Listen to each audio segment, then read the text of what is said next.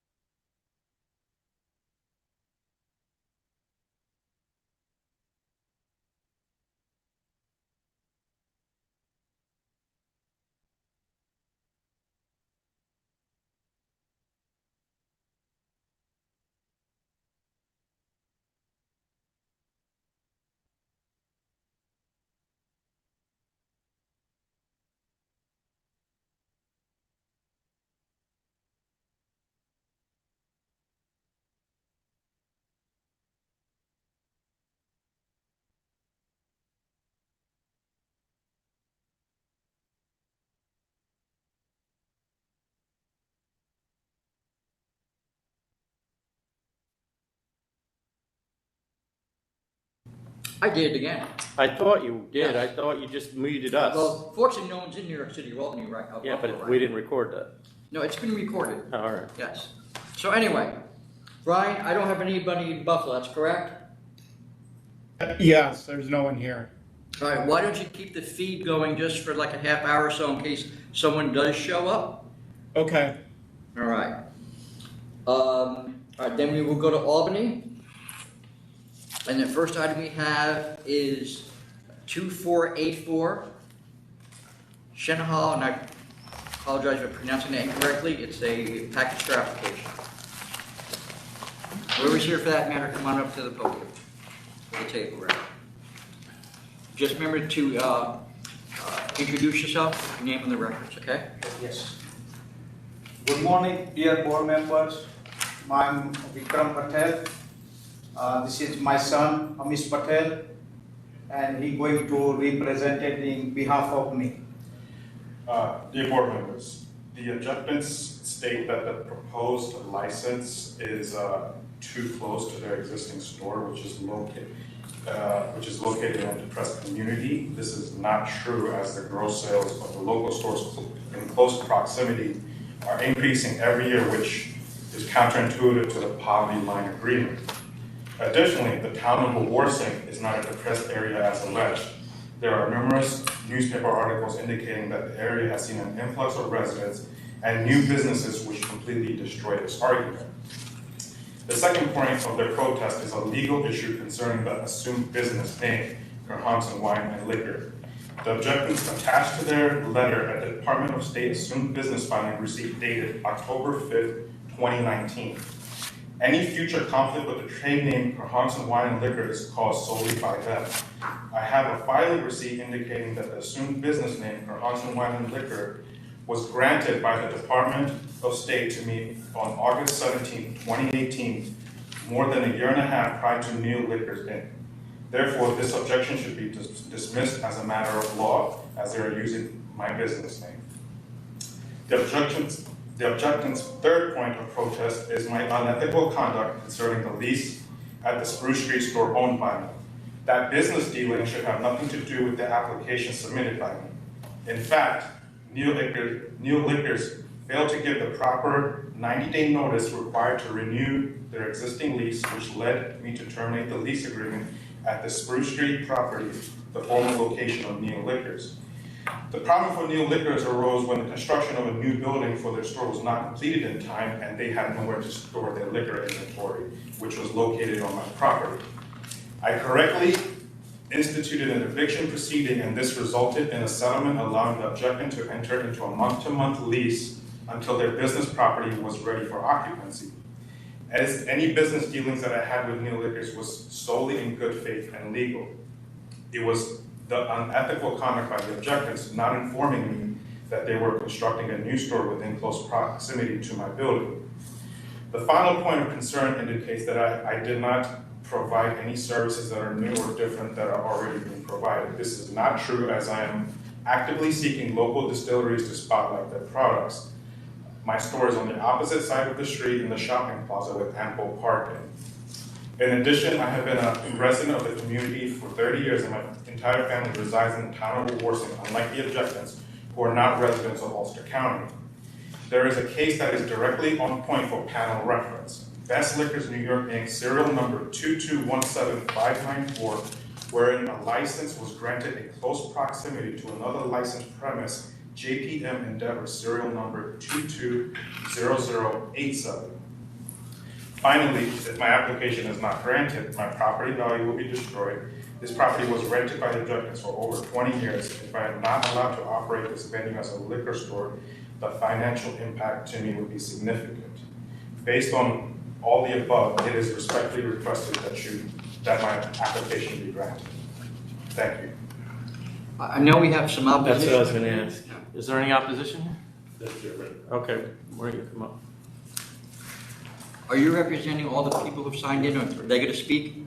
Yes, They need to speak too, or just you? I can, because they're here to respond. I mean, if they're just gonna say the same thing you are, we don't need to hear from everybody. Good morning, Glen Vista for Needle Liquors and Elmville Wine and Spirits. They're here to renew their objections they did when this application was first filed in 2019. The only change of facts since the initial objection is that the one store at Export Wines and Liquors, the family could not make a living, and they sold their property on the store. I believe that was back in March. And Valley Mall Wines and Liquors have the same issue, and they're currently under contract and application. I'm sorry, who sold? Accord Wines and Liquors. I'll see that listed. I'm not following why that's even relevant here. Just as far as the area being depressed with the economy. What did you say? Well, you know, you're aware I live there. Yes, sir, I am. And I get the local paper there, and they just announced a large marijuana manufacturing facility going in that town. That they have. So I'm not saying it's New York City economy, but it clearly is not as depressed, at least currently, as it was 10 years ago. And that I agree with. What did you say about Valley Commissioner- Mall Wines and Liquors? They are currently under contract also What do you mean under contract? to sell, because they just can't make a living. Chairman, can you explain what's happening here? Like, what? Why don't you explain what's happening here? What happened with these stores? Like, you guys are in this, you're renting a store that they own? The That they own? gentleman on the far right was Yes. their tenant. Is the tenant or was the tenant? Was. Yes, And was given the notice to vacate. right, So at they- 12 Spruce, and then you move your store Across the street. 331, I see, feet away. Approximately 1,000 feet away. So I can I see. clarify that? You built the store, correct? Yeah. Were you planning to build that store before you got the notice to vacate? Okay. I see, so the landlord terminated your lease, and you moved 331 feet away? And this store you're in now is much bigger than the other one? Yes. Okay. And you're saying the reason you brought up Accord is because it just got transferred to somebody else, the Accord wine? Correct. Okay. That was at the end of last year, December of 2020? I believe the permit was issued in March. Yeah, is that Bluebird? Yeah. But that's a good distance. It's still down, 4,000. That was- Yeah, that's 209. Yeah, I mean, he's on track to do well this year, but not as well as 2020. Is that right?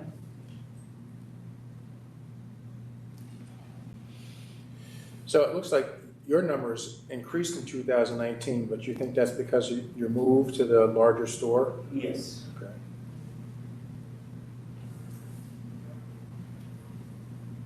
Okay. Okay. You want to put their names on it? It's just the one person that's objecting? And also wanted to tell of the Elmville wine. Of Allenville Wines? Did you get that, Tom? Yeah, we have,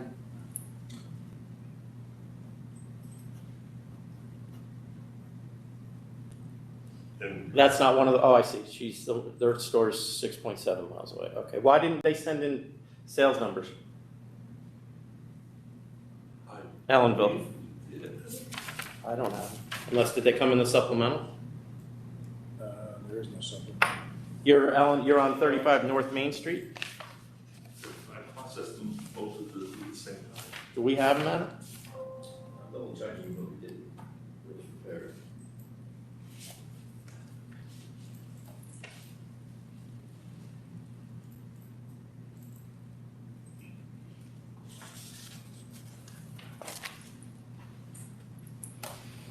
Gross sales letter we had was blank.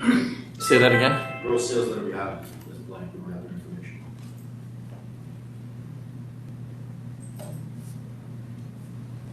Is there a reason you didn't send it, or? Chairman, I'm pretty sure we did, because I remember I did both at the same time.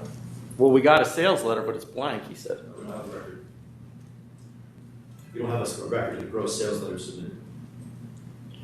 Can't respond to that then. I know it was done in our office. Do you remember, are they up, what are they? No, I wouldn't like- I wouldn't remember either.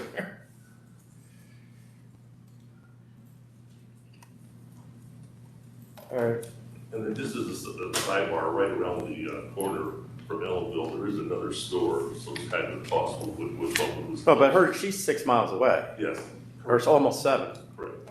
Well, what are your sales? Do you remember roughly? Roughly 1.7 last year? Last year, 1.5 or 6. That was the total?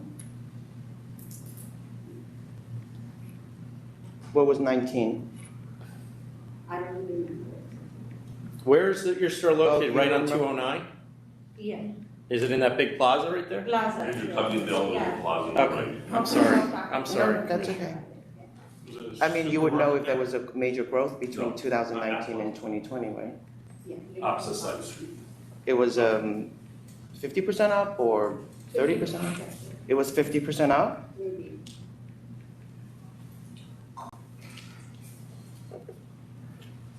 Are you sure? Are you guessing at that? Yeah. She's guessing at that.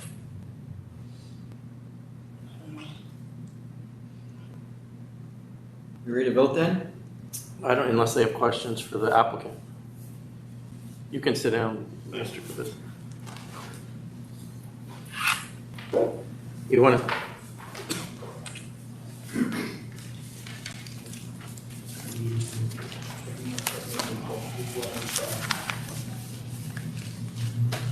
Okay. I think Commissioner Fan? Dear, You wanted to say something? yes, with the gentleman says they put it out our business from our property. Actually, it was lease was expired. That's, I mean, really, the issue here isn't your lease or who did what to who, it's whether there's a need for another store there. Thank you. At least in my mind, and I'm sure in theirs as well. All right, then, Commissioner Fan. While everybody's doing increasing numbers, this store is just right across the street, so I'm not really seeing public convenience and advantage in putting another store there, so I'm gonna vote for no. Commissioner Ford. I'm looking at the numbers from 17 to 21. They went up from 17 to 18, 18 to 19, 19 to 20. But 20 is a bit of a nominal, we all agree. But this year so far, through half the year, it looks like it's on pace to do at least double what it is right now. It's at about 600,000. So I guess we assume that it might do 1.2 million, which is still substantially higher than 2019. I know it's close, but I don't see the responses from the others, so I'm going to vote to approve. Chairman Bradley. I'm going to vote to approve as well, based on what Commissioner Ford just said, and also the area is increasing economically. It has a long way to go, I won't deny that, but it is increasing. And the other closest stores are really, I'm familiar with the area, and 4 miles each way to the next closest store is a long way. So I don't know that, given the fact that the sales are increasing significantly in your closest competitor store, indicates that the demand in that area to me is going up. So I'm going to vote to approve as well, given the size of your store, which is small. All right, Thank you. Thank you.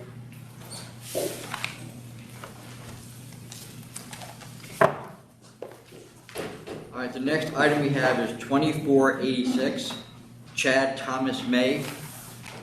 He may be outside. Let me get everybody else's.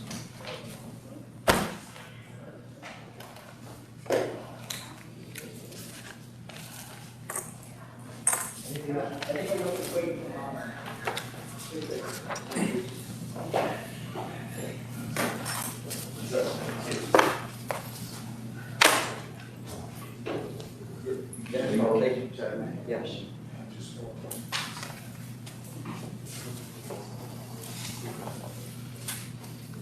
take the mask off, Chairman?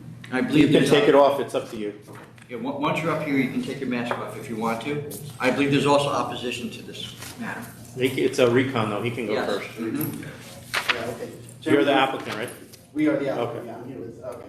Chairman, Commissioners, my name is Sean May. I represent Chad May, no relation. And I'm here also with Garrett Rossetti. This is a reconsideration for a package store application in the Colony Plaza, in Colony. As our submissions point out, and when you first came to me, I thought this was a great location. It's in a major shopping plaza. There are large anchor stores.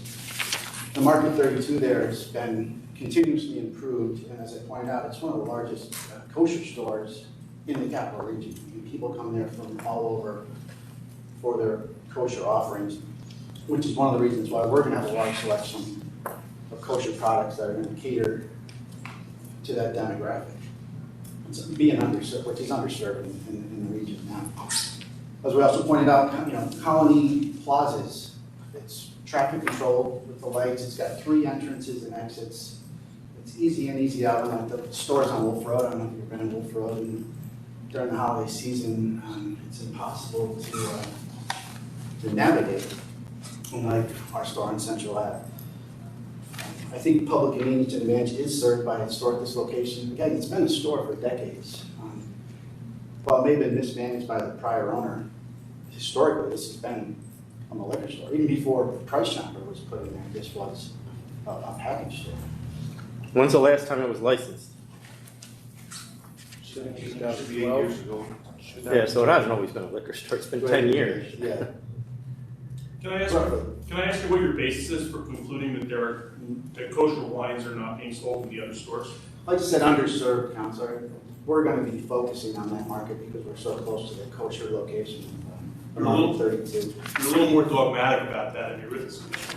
Do you have any basis to any support for an assessment of the kosher wines that are being sold by the competitors? Do we speak with Empire and Southern about?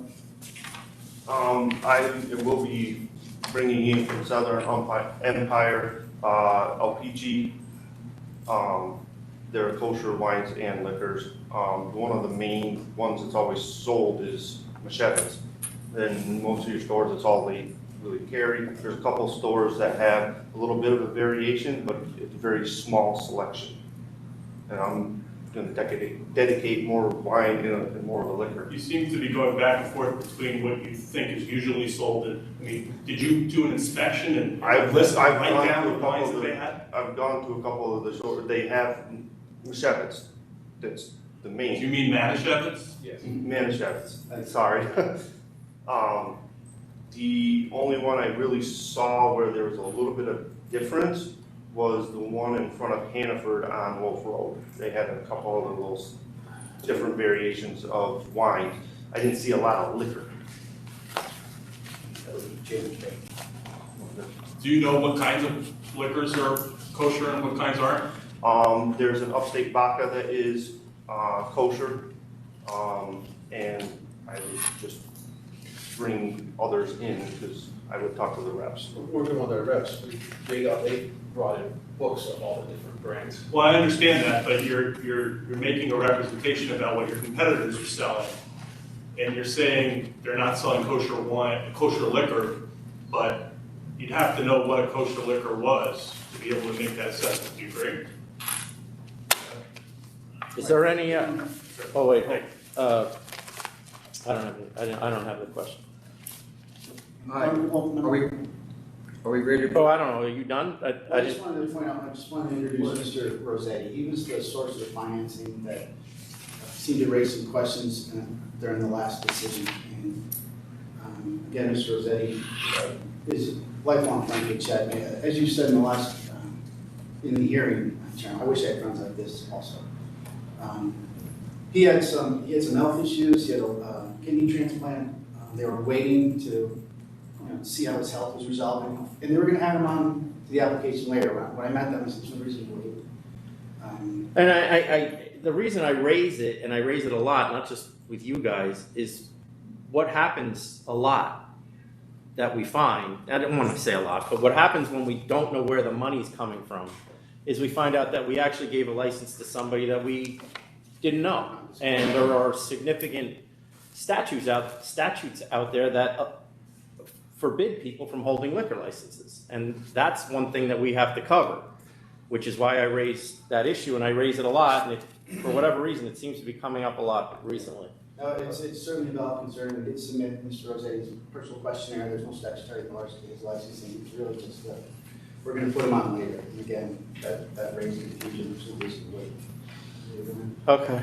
Yeah. And I have been working in a liquor store for the past year. And he's got funding here. I've worked in a liquor store, I've worked in a second liquor store, just, Chad and I have been friends since 10 years old, we've been best friends since 10 years old. We both plan on being there 6-7 days a week, open and close, or one of us will be. What has this place been since 2012? The owner has switched hands a few times. No, I mean, but what was in the building before you guys leased it? It was empty. It's been empty for a while? So anybody who thought it was a great location could have jumped in. No, I know, I'm just wondering if I'm not arguing with you, I'm just saying. it was licensed 10 years ago, or 9 years ago, and then you don't know if it's been empty for 9 years. The last one, when we walked in there and signed the lease, there was still liquor. Oh, really? People where they had their liquor stacked, like their vodkas and Mhm. brands, and that was still in place. Okay. Yeah, we do have a lease that we've been running for a year now. But it's, All right, are we ready to vote on the reconsideration request? Actually, one more thing, please. Yes. You also asked for convenience. We have letters from Aldi's that there's a huge retro fitness gym. No, they're all in here, we have the letters. Okay, thank you, I'm sorry. Are you opposition, sir? Yeah, did you say? No, we're gonna vote on the Well, first. if the members vote to grant reconsideration, Then you'll get the. then you'll get a chance, okay? So there's a first step before the second step. All right, on the request for reconsideration, Commissioner Fan, I'll vote yes. yes? Yes. Commissioner Ford, I'll vote yes as well. Chairman Bradley. I'm gonna vote no, I didn't see anything new here, but it's yes. So now we'll hear from the opposition.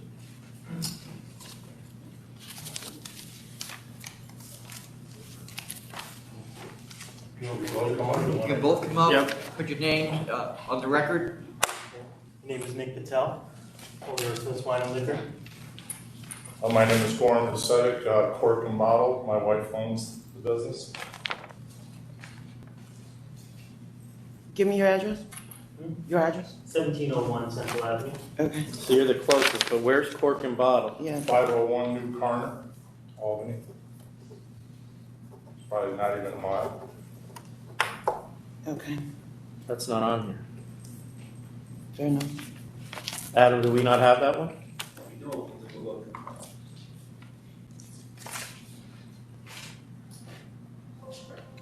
How far off of Central are you? I'm on New Carner Road. Right, how far off off Central Ave? Shoot, not even a mile. Quarter. Yeah. Half mile maybe. It's called Cork and Bottle Wine and Spirits. Okay, you go ahead while he's looking. So the biggest point is last time on March 31st, the last hearing, they denied the license because there's no growth in the area. And in between March 31st and now, our biggest competition, which is Empire Wine, has doubled their size. And also BJ's West in June, they've doubled their size from last time I was in there. That's two big liquor stores, which are the biggest warehouses and the biggest competition. And we don't really, I'm a pretty decent sized store, we're about 4,500 square feet, and we do specialize in all sorts of liquor, not just kosher, but we do have a huge selection of kosher wines and alcohols, name brand liquors and everything. And pretty competitive, but it's just not much growth. Last year, due to COVID, we did pretty decent, but that was just okay. And this year, we're already seeing a downtrend, but it's inflation. That's why the numbers are, like, the prices are going up quite a bit of alcohol and everything. So that's two biggest things I would like to say. And our biggest, with, like I said, Empire Wine and BJ's with their expansions, that's already, two major competitions that happened between March 31st and today. Okay. BJ's is just on the other side of 81, Right behind 87. Empire, it's right next to Lowe's. the Northway Plaza. It's behind those, actually, yeah. Yep, yeah, right there. Go ahead, sir. I mean, I'm just gonna kind of repeat what he had to say, same thing. Empire growing, BJ's growing, you know, there hasn't been a whole lot of growth, little downtrend in the industry. You know, obviously COVID was an anomaly. So I'm pretty close as well as Mr. Smith.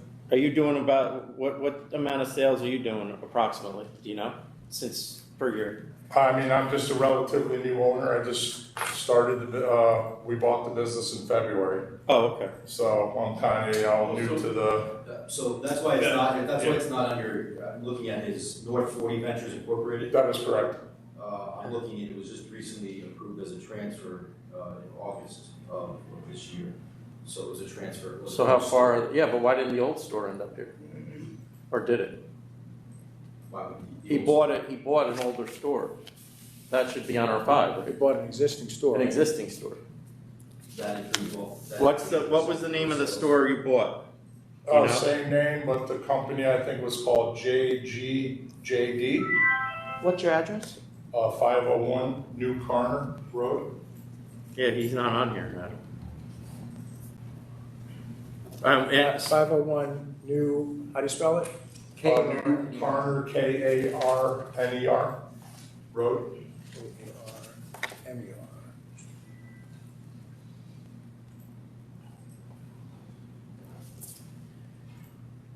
Marion Care was the original owner.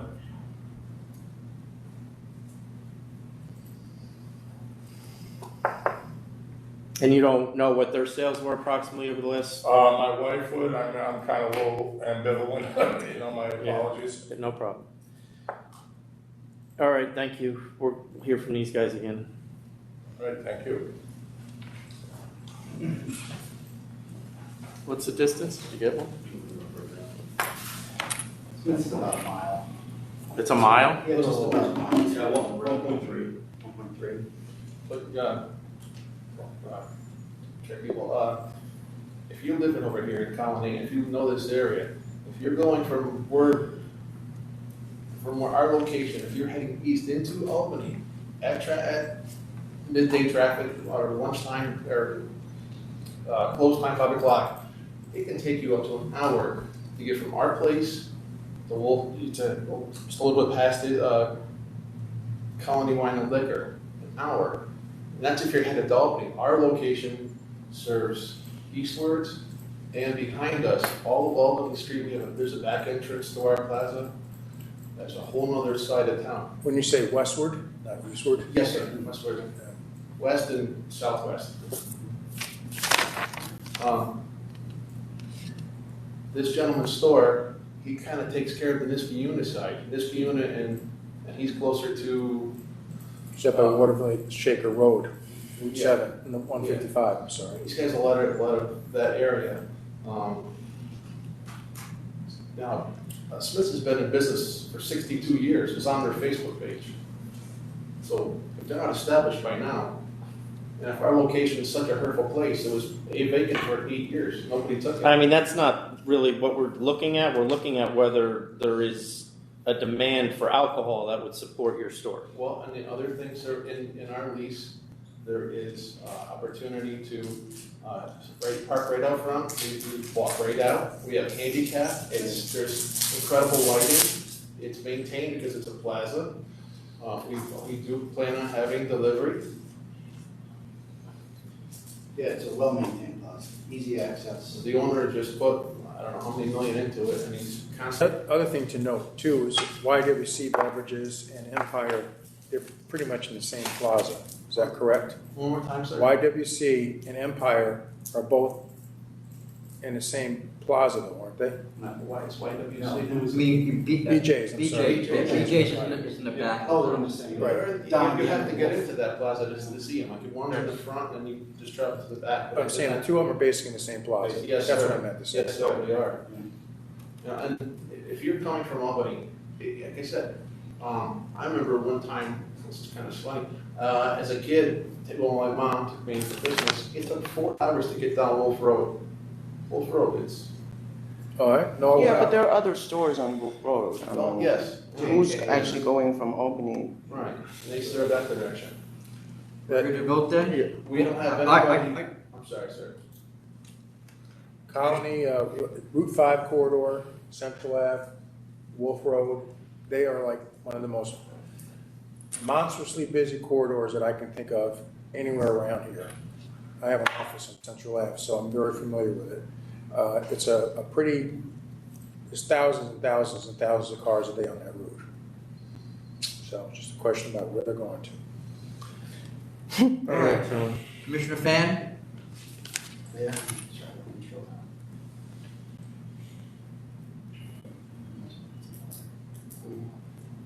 We have streetlights. Okay, if you could just stop, okay? As much as I want to really support your venture, I really think that the store is just too close to the one that he owns. It's 4-minute drive, so I'm going to vote to deny. Commissioner Ford?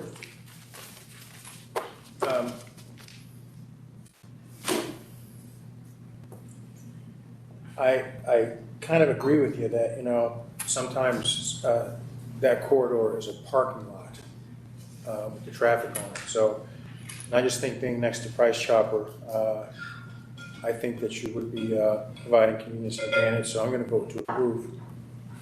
Chairman Bradley? I'm gonna vote to deny as well. And like Commissioner Fan said, your guys are great owners, potential owners, but it hasn't been licensed in 9 years. Empire did just double their size, and it's probably just sucking up even more of the demand in the area. And then BJ's also increased, so I just at this point don't see any need for another one. So I'm gonna vote to deny. All right, then, the next item I have is 2480. Find another location. 2485. 4-year lease, because we have to, everything ready before you You can gotta get apply. out of it. I understand. 2485 Forestburg Wines and Spirits, Inc. Have a great day, guys.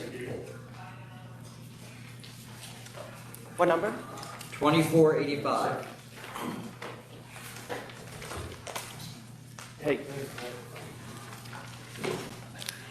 There's something going on with these sales letters. Because there's no way Empire doesn't respond to these sales letters. So either they're not getting them or we're not getting the response. certified now. I mean, I don't know. Can you call him and find out why he did? Because he would have responded and so would have BJ. Okay, sorry. It's all right. Good morning. My name is Peter Gable. I'm here on behalf of Forestburg Wines and Spirits, Inc. With me is Courtney Hogmel. She's the principal of the corporate entity. This application is for a small package store located in the back of the general store that the two principals of Forestburg Wines and Spirits also own. The town of Forestburg itself is about 15 miles north of Port Jervis and about 10 miles south of Monticello. There are exactly 2 commercial enterprises in the town of Forestburg. Currently, one is the general store that they are operating. The other is the pizza place across the street. So you're going to own 2/3 of the businesses? That's correct. This is I think, has been a long time coming. The town of Forestburg is growing. And they, right now, have to either drive down to Port Jervis or drive up to Monticello. The town board unanimously voted to support this application. Let me just stop you. Is there any opposition here? We can get No one has signed it. I mean, you have. No, so the general store has a license? Beer license. Okay, and it's gonna be separated. It's 2 different entrances completely, and you've already done the renovation? Yes. All right, I don't have a problem. You? It's got to be a new record for the smallest store I've ever seen. Well, not only that, and the reason I cut you short is because the closest store is 8.8 miles away, which out there is, it's probably at least a 15-minute drive each way. And there's nothing even remotely closer, so I don't see any issue with this myself. I vote to approve. Commissioner Ford, I vote to approve as well. Chairman Bradley. I vote to approve as well. As I said, there's the distance between this applicant and the closest store is over 8 miles. We did get two protest letters, but as Commissioner Fan pointed out, this is a small store, and clearly it's going to be a public convenience and advantage to the people of Forestburg. So good luck. And we did get a letter of support from Dan Ho, Forestburg Town Supervisor, for the record as well. Yep. Thank you. Good luck. Thank you.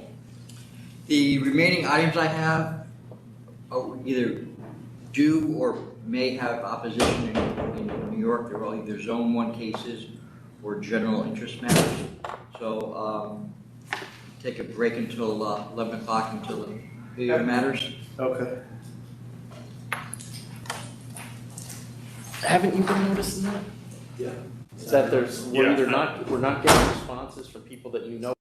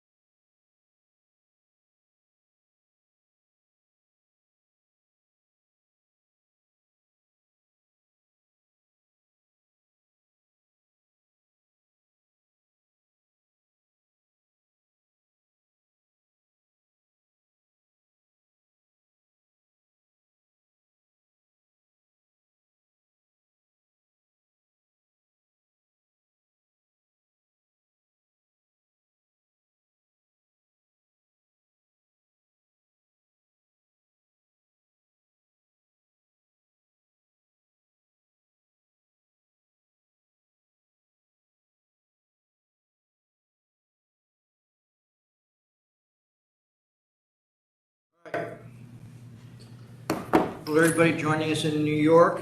We're about to resume the meeting. Just a few reminders for those who may have missed the announcements at the beginning, since we didn't have any people in New York. We are asking everyone to, during the meeting, to wear a mask. As you know, the members, since you're at their workstations, distance are not wearing the mask, but we ask that you wear a mask until your item is called and you come up to the podium. You're welcome to, at that point, take off your mask if you wish. If you have a cell phone, please silence it. We'd ask that if you need to have any discussions in the back of the room, please take them outside rather than disturbing those who are already in the meeting room. All right, we're going to resume with some items that are signed in Albany, but we anticipate some appearances in New York City. The first item is 2470. It's Pon Pon Wines, LLC.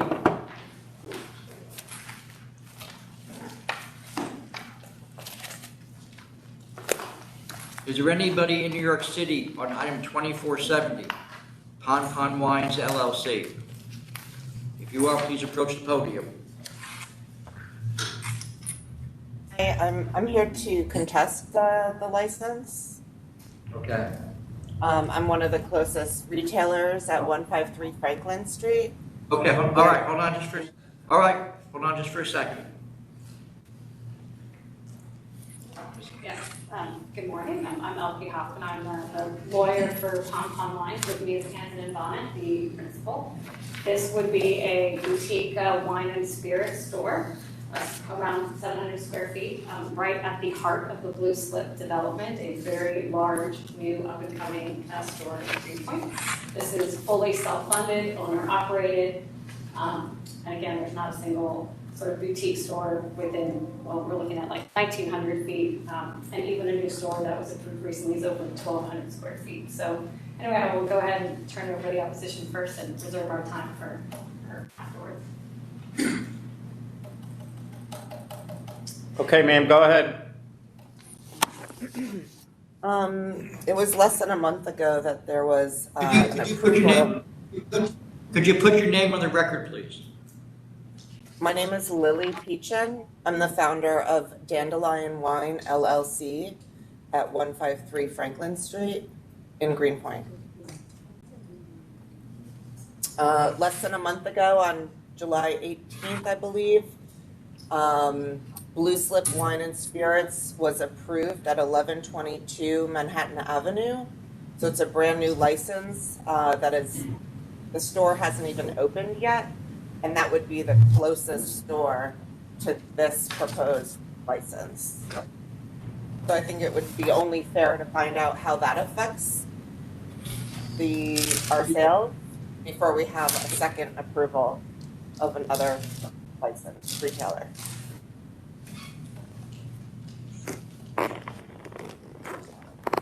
Okay, thank you. Is there anybody else there, or are you alone?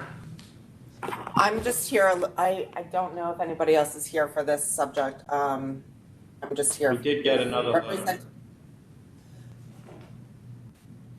All right, thank you. Thank you. It might just be worth noting. That was muted. Go ahead. It might just be worth noting, I believe that when Blue Slip Wine and Spirits was approved on July 18th, it was only 2-1. It wasn't unanimous either. Thank you. Yep. Where is that? It was not unanimous, right? No. It's August 18, right? Correct. So, thank you. As I mentioned, this is a boutique store that is right at the foot of the Blue Slip development, which is, all the materials show this is a very large project. And ironically, it was Miss Lily Peachin who made the exact same argument in Williamsburg when she went to open her store called Dandy, which was 800 feet from another package store. And her argument at the time was that Dandy itself was creating part of a community within Domino Wine. So I would like to point that out. Ms. Peachin is not the owner of Dandelion. I'll let Mr. Bonnet talk a little bit about his concept as well. Thank you very much. Good morning. I just want to say a few words so you know where I'm coming from. I was born in France. I grew up in a winemaking family, making wines with my father, and working on the technical side of the business. 10 years ago, I moved to New York. I've lived in Brooklyn ever since. I was working for a wine company. I was the head of sales for that company for almost 10 years. And 4 years ago, I decided to start looking for a place to open the retail because that's really what I wanted to do. And only after 3 years and 2 months, I found that place in the Blue Slip because I talked to residents there and also some Brookfield developer principals that said, you know, we'll be looking for someone to open a wine store. So both coming from residents as well as people from the management there, and they said we want to create a community. It's important for us because even though now it's only near 1,000 units occupied, that's already a lot. I'm at the bottom of 429 building units above me, fully occupied. We're looking at 90-95% as per Brookfield words, and then facing another, I'm sorry, the one above me is 359 and the one in front of me is 421. There's also 2 adjacent buildings of 93 and 103 units that also occupied. This is what's already occupied, and in the next couple of months, there'll be another 2, maybe 3, I mean 1, maybe 2 new buildings occupied. So I thought there was an opportunity. So in December of 2020, I resigned from my previous job. It was a good job. I was in charge of the Americas and the US market. And I decided to devote all my time to this project. So in the last 6 months, the only thing I've done is working on this project, on the wine selection, basically choosing and picking everything. Yes, biodynamic, organic products. That's the main idea. Because I think that the people there that I get to know, because I live in Brooklyn, not in Greenpoint, but in Williamsville, very close by. As a matter of fact, the drive in the bicycling is 7 minutes every morning to go to the store. So 100% self-funded by money. I'll be the owner and the principal, and I'll be working in the store every day. And the idea is to service the Brookfield Landing, all these apartments on the waterfront. What's happening on Franklin Street, what's happening on Manhattan Avenue, I think it's a different part of Greenpoint. I'll focus on the waterfront. And this is why I'm here in front of you today. Yeah, and if you look at the places on the waterfront, again, if you look at similar projects throughout the city, when there have been new developments, there's a much denser selection of stores nearby. And the closest store would be the new store, and that is still 1,200 feet of walking distance, and that store is a new store. Plus, you approved that store less than 600 feet from another mainstream store that was a very similar operation. There is nothing boutique within 1,900 feet of walking distance to this store to serve the 6,000 residents. In addition, there are 2 enormous romantic supermarkets that are part of Blue Slip and Bell Slip. I sort of cannot imagine a store that is more suited to serve the public, both the residents and the shoppers at these stores, when there's absolutely nothing within 1,200 feet. Who is Julie Bernadou? That's my wife. It's your wife? Yes. So why would she just gift you? She gifted you $30,000 for this? Why wouldn't? Well, she's Isn't? I mean, I'm married, so no. whatever's mine is my wife's. I guess is what. When I say I'm fully funded, I just wanted to make sure that cash flow wise, I'll be okay. So I'll be back as soon as everything is getting started. No, I don't. As far as I'm concerned, if she's your wife, then it's your money. Yeah. Okay. You recently married? Very recently, as a matter of fact. Oh, so maybe it was a gift back then. All right. Can I say one more thing? Oh, sure. Yes? Yeah. Go ahead.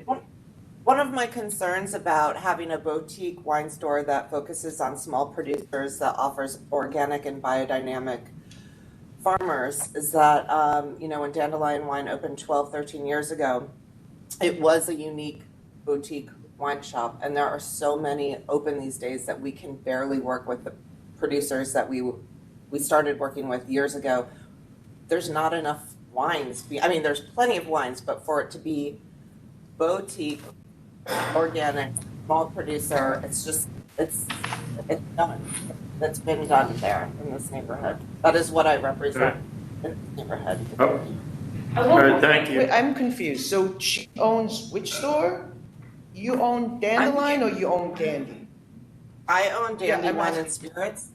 I founded Dandelion. The GM, Jen Gryziak, who was supposed to be here today, threw her back out, so I came in her place. But you sold that store? No, my mother owns that store. Oh, It I was see. gifted to, yeah, Gail Peachin is the owner, 75% So you owner. gifted the store to your mother and opened another store? Yes. Okay.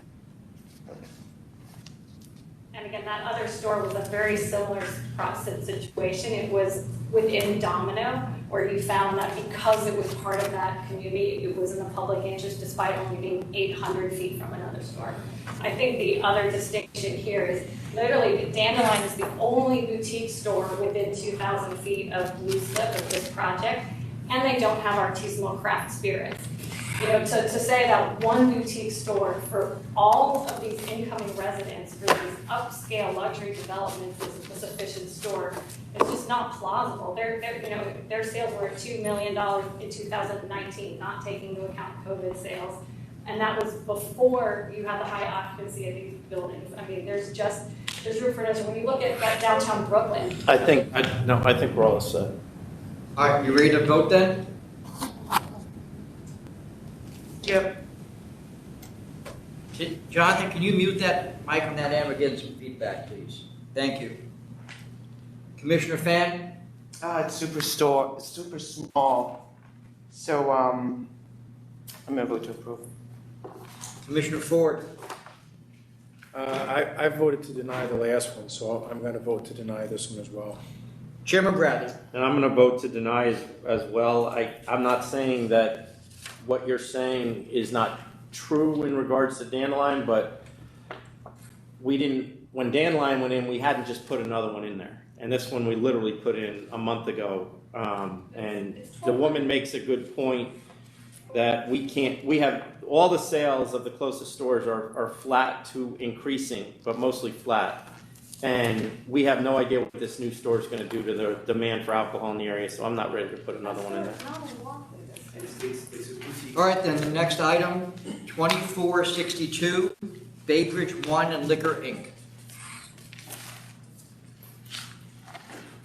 Sorry, what number? 2462. Good afternoon. Sorry, go ahead. Good morning, Thomas Brenner for the applicant. This is a reconsideration, so I guess I should go first. Let me just check to see. There might not even be any. Is there anybody here in opposition to 2462 Bay Bridge Wine and Liquor, Inc.? There were no protests filed with the original application from the four closest stores, I should say. The six closest store protested. I believe we got one vote at the first hearing. The issue for Commissioner Ford and Chairman Bradley was 4 stores within 1.7 miles. Seemed to be the primary thing. I incorporate for reference all my legal arguments in my request to reconsider the memo. But for today, I really wanted to talk about what's new, and that's the supplemental information.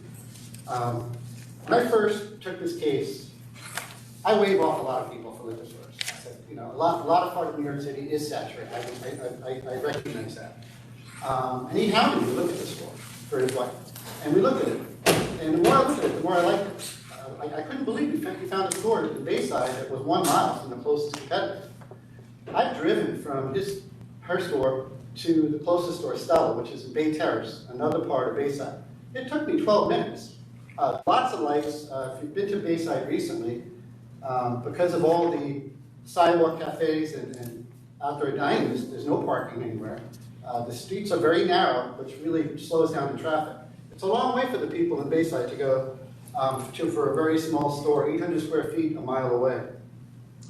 But I submitted a supplemental. I hope you all got a chance to read it. I pulled lamps for every liquor store in Queens, 389 of them. And then I isolated the ones for these neighborhoods. And I did two charts. So the first shows all the stores listed in relation to the closest store, existing store. So the first one you see is only 249 feet away. We're a mile away from our closest store. And then you go all the way down to the bottom of that first chart, or near the bottom. Our closest store is 32 feet, 1 mile driving. There's only 2 stores in these neighborhoods whose closest competitor is further than that. But more importantly, the second chart I did, we listed all 54 stores in those neighborhoods: Bayside, Flushing, College Point, Whitestone, and Lamp only gives you the first 7 stores. So the first store you'll see, there's 7 stores within 1,924 feet. We have 7 stores within 1.78 miles. And if you go way down to the bottom, the last listing is for the applicant. The applicant has the least number of stores within 1.7 miles. The location is a good location. It's got ample parking. Stella, the closest store, has off-street parking. Many of the ones on the other side, and there's only one east of the Clearview Expressway. All the other ones on the other side, many of them are in downtown areas, on-street parking. 1 or 2 might have to be in a shopping center, but we're in a shopping center. And I would really ask you to look at the map that we had submitted originally. And you can see this way up here. We got natural boundaries. We got Cross Island Parkway, man-made that, Clearview Expressway, and then we got the bays. There's a lot of homes in Fort Totten Park also. But if you look, Bay Terrace, you can see the shopping center where Stella is. That's the first one. In this whole section, there's only 1 store on east of the Clearview Expressway. Now, if you look west, you can see the 3rd, 4th, 5th, and 6th stores. They're all pretty well spread out along Francis Lewis Boulevard and even east of that. They're different neighborhoods. I was surprised my client found a store that looks this good. And we would, I think that's the main argument. You may have had the first blush that I had, okay, Queens. It can be saturated, but every once in a while you're going to find something that surprises you. And it surprised me. And that's why we filed, and that's why we think it's worthy of your support. Okay. All right. Thank you. Are we ready to vote on the reconsideration request? Yes. Commissioner Fan? I voted to support this application last time, but everything you said I really did consider last time, so I'm going to vote no on reconsideration. Commissioner Ford?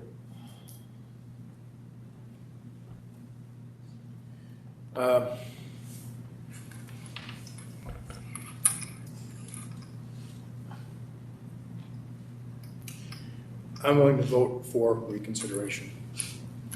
Chairman Brad? I'm going to vote no to reconsideration, same as Commissioner Fan. I didn't see anything new. Everything you said I considered last time. And I did look at the map and I looked at the sales and the closest stores. So I'm going to vote no. Thank you. All right, the next item is 2482, the Wine Line LLC. You're here in opposition? Yes, I am.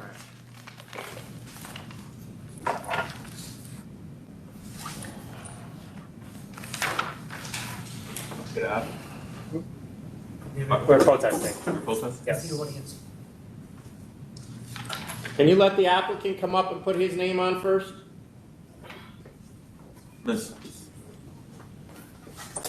Hi, Joseph Levy here on behalf of the Wine Line LLC.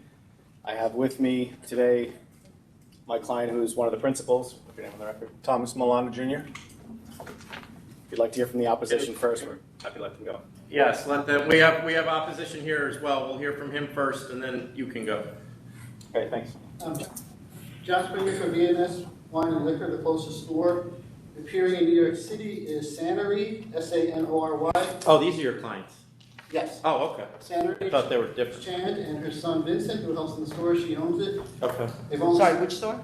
This is V&S. Yes, got it. Okay. On your summary, it says it's 0.4 miles away. It's actually less than 0.1 mile. It's 475 feet. I submitted a photo showing the two locations. They're right around the corner from each other in Fort Washington. I got 532 feet, but Okay, I'm whatever. going by your land. Yeah. In any event, that's the point. I did notice that our thing was off. This store has been there, our store has been there for 20 years. It's a 24 square 100-foot store.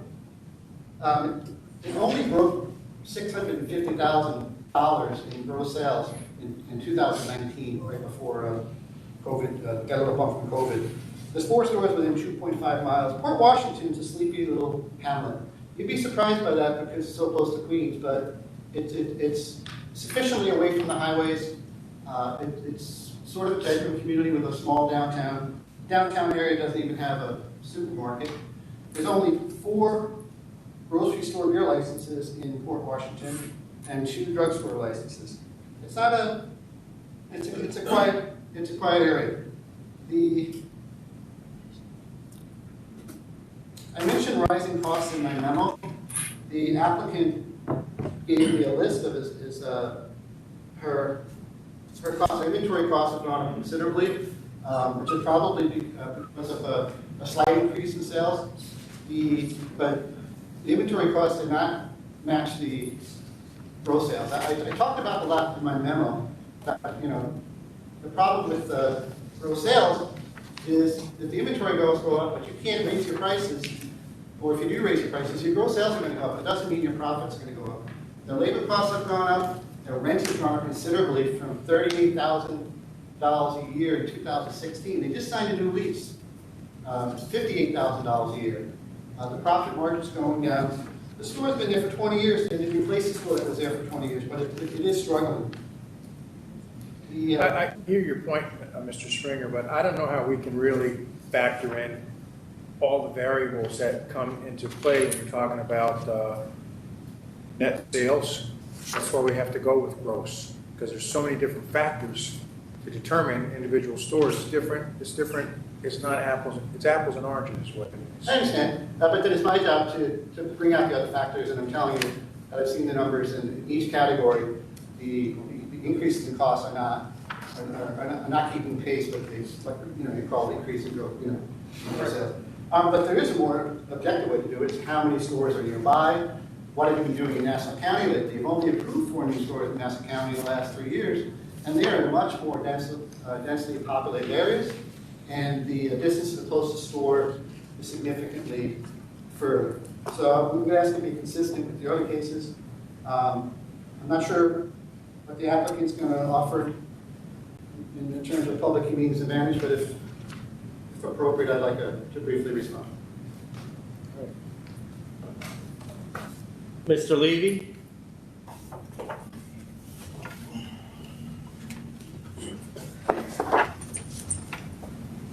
Thank you. Just a quick point of clarification. This is the town of Oyster Bay we're talking about, not the town of Port Washington, which is referenced. Then Mr. Springer. So I'm not going to review everything in my submission. I'm going to assume you guys already received it and read it. As I indicated in the letter, I grew up in this town. I know this town very, very well. I think Commissioner Ford, your point is spot on about not being able to look into all those other factors. You have to go with gross sales because everything else, frankly, is constant throughout the industry and should be treated as such. We do. Well, and just to clarify, because it comes up frequently, we're not looking at gross sales other than looking at it as an indicator of the demand for alcohol. That's what we're looking at. That's what the cases have indicated we should be looking at. So it's not whether someone's business is going to be hurt or not. We're looking at the overall picture. Go ahead. 100%. I appreciate that. So it's important to note that the 4 closest stores, all 4 of them have been there in one way, shape, or form for 20 plus years, some 30 and 40 years. Sure, there have been replacement stores that have only been there for 10 or 20 years, but they've all been in that footprint. A liquor store has been in that footprint for 20 plus years across all 4. As I mentioned in my submission, there's really only one store, the store that's here today to protest, that's in question. The other 3 are really in different parts of the town that I would not personally consider competitive, having known the landscape as well as I do. Three of the four stores. One of them also. just to interrupt you, sorry to interrupt you, one of them did protest though, so. Yeah, One of the I saw other that. ones. I saw that.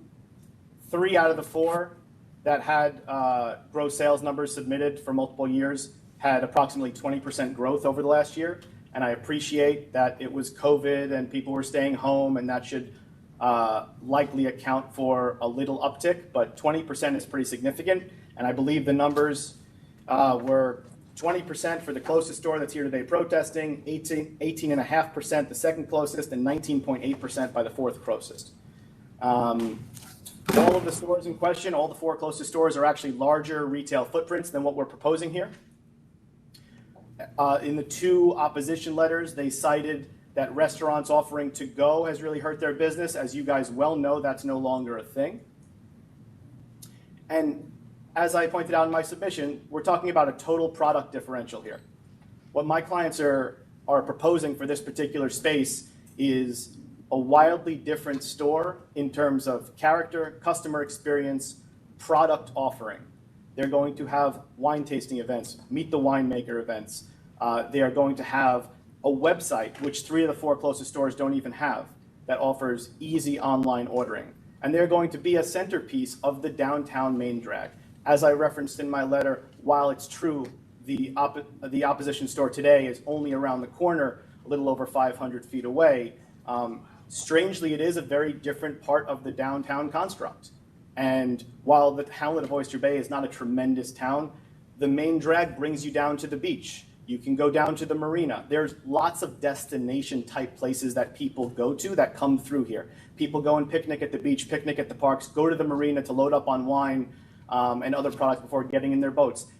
Oyster Bay has focused on doing a lot of programming in the summer months, antique car shows, things like that, things that bring people to this neighborhood.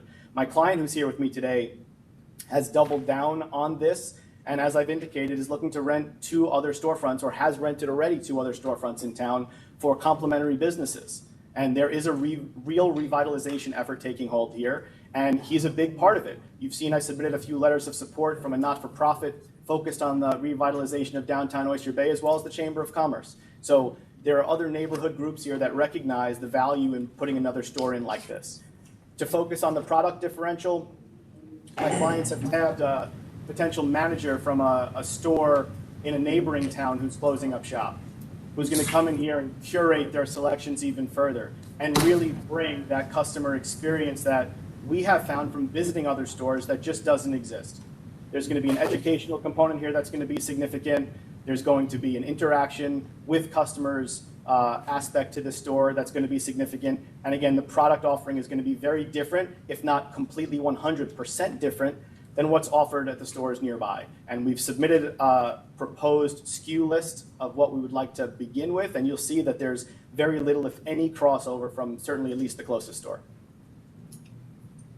Why, maybe you already answered this question, but why is he getting into the liquor business?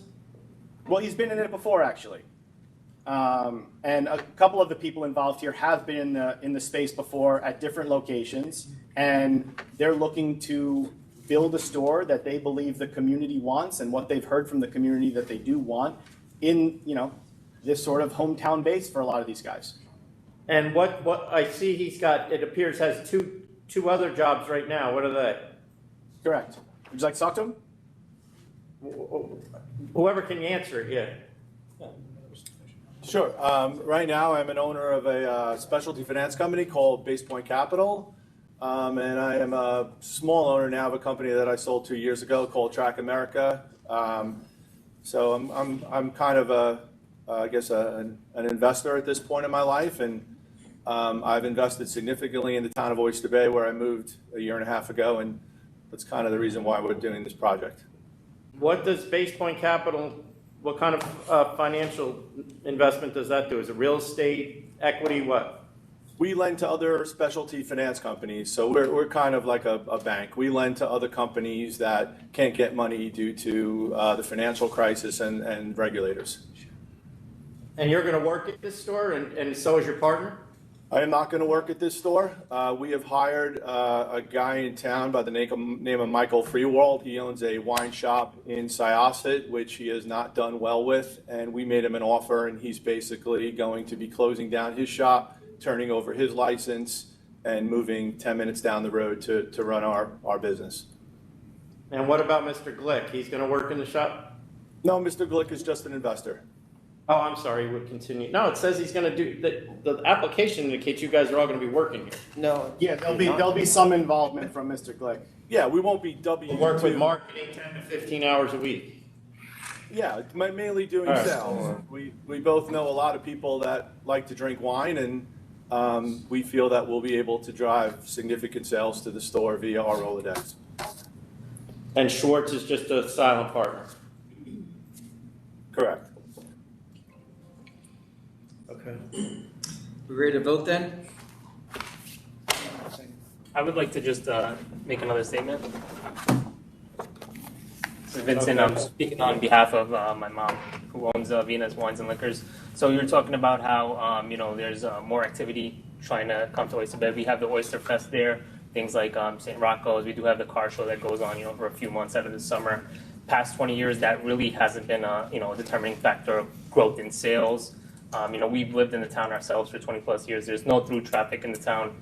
You talk about stores opening within, 1,000 feet, 900 feet of, each other in densely populated areas. That doesn't happen in this town. We haven't seen that kind of growth 20 years. I don't know, what kind of growth they're expecting. That's just, what I wanted to put out there. All right, thank you.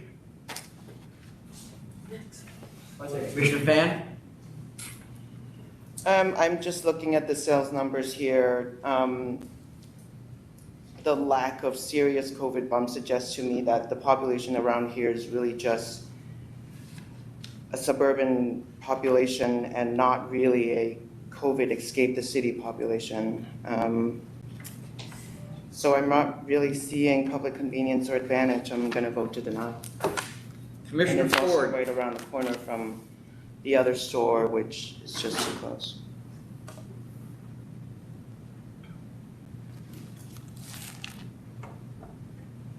Oh, I'm up? Yes. Sorry. I agree with Commissioner Fan. I mean, I just don't see the numbers justifying another store right around the corner. I just don't see the demand for it. I mean, I see a little bit of a rise from closest store, but I don't know. I just don't see it from the other one. So I'm going to vote to deny as well. Chairman Bradley. I'm going to vote to deny that there's no evidence that the population is increasing. The closest store is between 400 and 550 feet away, and the numbers are increasing, but even with the increase, they have to be deemed flat given the increase in expenses. So I don't see any increase in demand at all. So I'm going to vote to deny. All right, okay. Next item. Thank you. Next item is 2518. This is a request for declaratory ruling regarding self-certification program. Is there anyone in New York appearing on this matter? 2518. Here comes somebody. I would just like to say as well, on the record, that we received a request from an industry member, a party who represents clients in the industry, asking for an opportunity to protest this request and asking for an adjournment. So We have at least 3 requests to have this matter held over. Okay.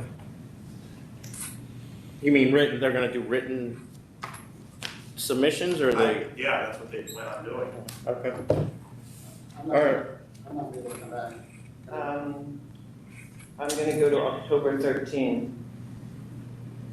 Why not the next meeting? because it seems like a lot of people are preparing written comments. That's fine. Commissioner Ford, are you good with holding it over to the October 13th? Sure. And Chairman Bradley, I think that's it. All right. All right, so this matter is being held You over. can't come back, you said? You can't go to New York?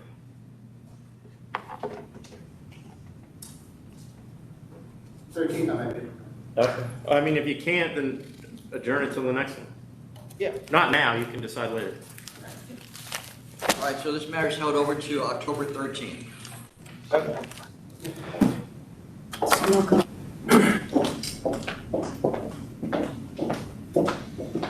You don't have anything else, do you? Next item. Next item is 2477 L&W 33 Court.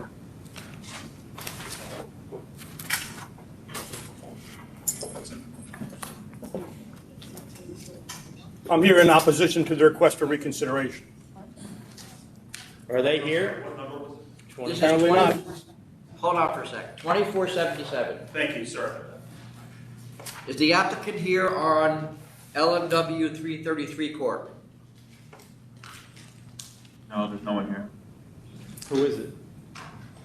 Is it somebody that usually arrives late? No, it's an individual. It's a reconsideration request. All right, so can you, we'll give him another 20 minutes? All right, we'll hold this aside for a few minutes. Item is 2461, which is West 42 Wine and Spirits, Inc. Good morning, good to see you again. Robert Swetnick. I'm here with my client. This is simply a removal to move the store less than 1 block. It will be remaining on the same street. It will be the same size sales area. None of the other stores have objected to it. Basically, the only reason for the removal is because the landlord wants just about triple of the rent where they're presently located. The new location is probably not as desirable. Yes. You said you're here with your client, but you've got 2 people there. Her husband is with her because her English is not always perfect, so in case you had a question. Are you okay with it? Jim? Yeah. Yeah? Yeah. All right, I'm going to vote to approve. Commissioner Ford? I vote to approve. Chairman Bradley? I'll vote to approve. Thank you. Thank you. Tom, can I take 2 minutes, please? Yes. We're going to take a brief recess.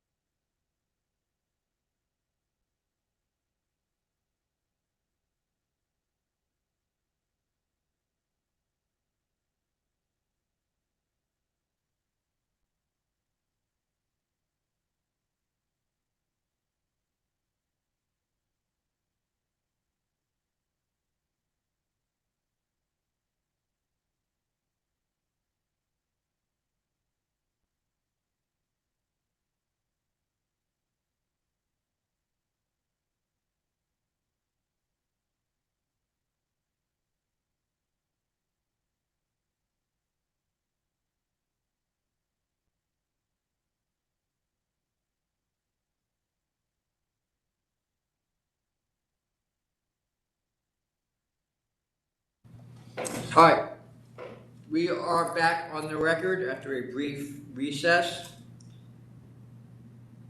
The item is 2483, Unique Taste More Than Wine and Spirit LLC. Thomas Burke from the Law Office of Stacy L. Weiss. This is the applicant, Carol Francis. I believe there's opposition.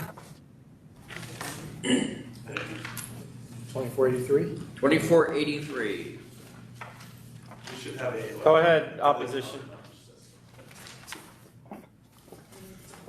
Before I start the opposition, I feel somewhat compelled, and if it's improper, please tell me.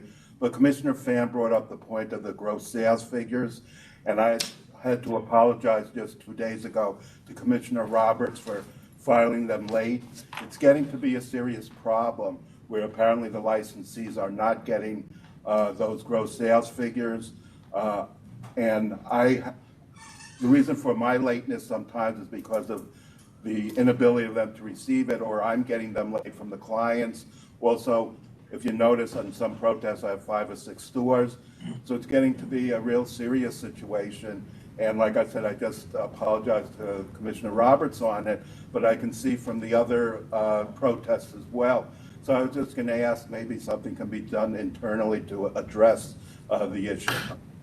Well, I'm not following when you say you're not getting them. What do you mean? Because the request is not me, Charles. The Flynn, request, but the license. the request is sorry. sent by certified mail. Are you saying they're not getting the request? Apparently not. I had a client just call the other week on Farmers Boulevard in Queens, and they said that the application passed, and none of the 4 closest stores got any of the notices.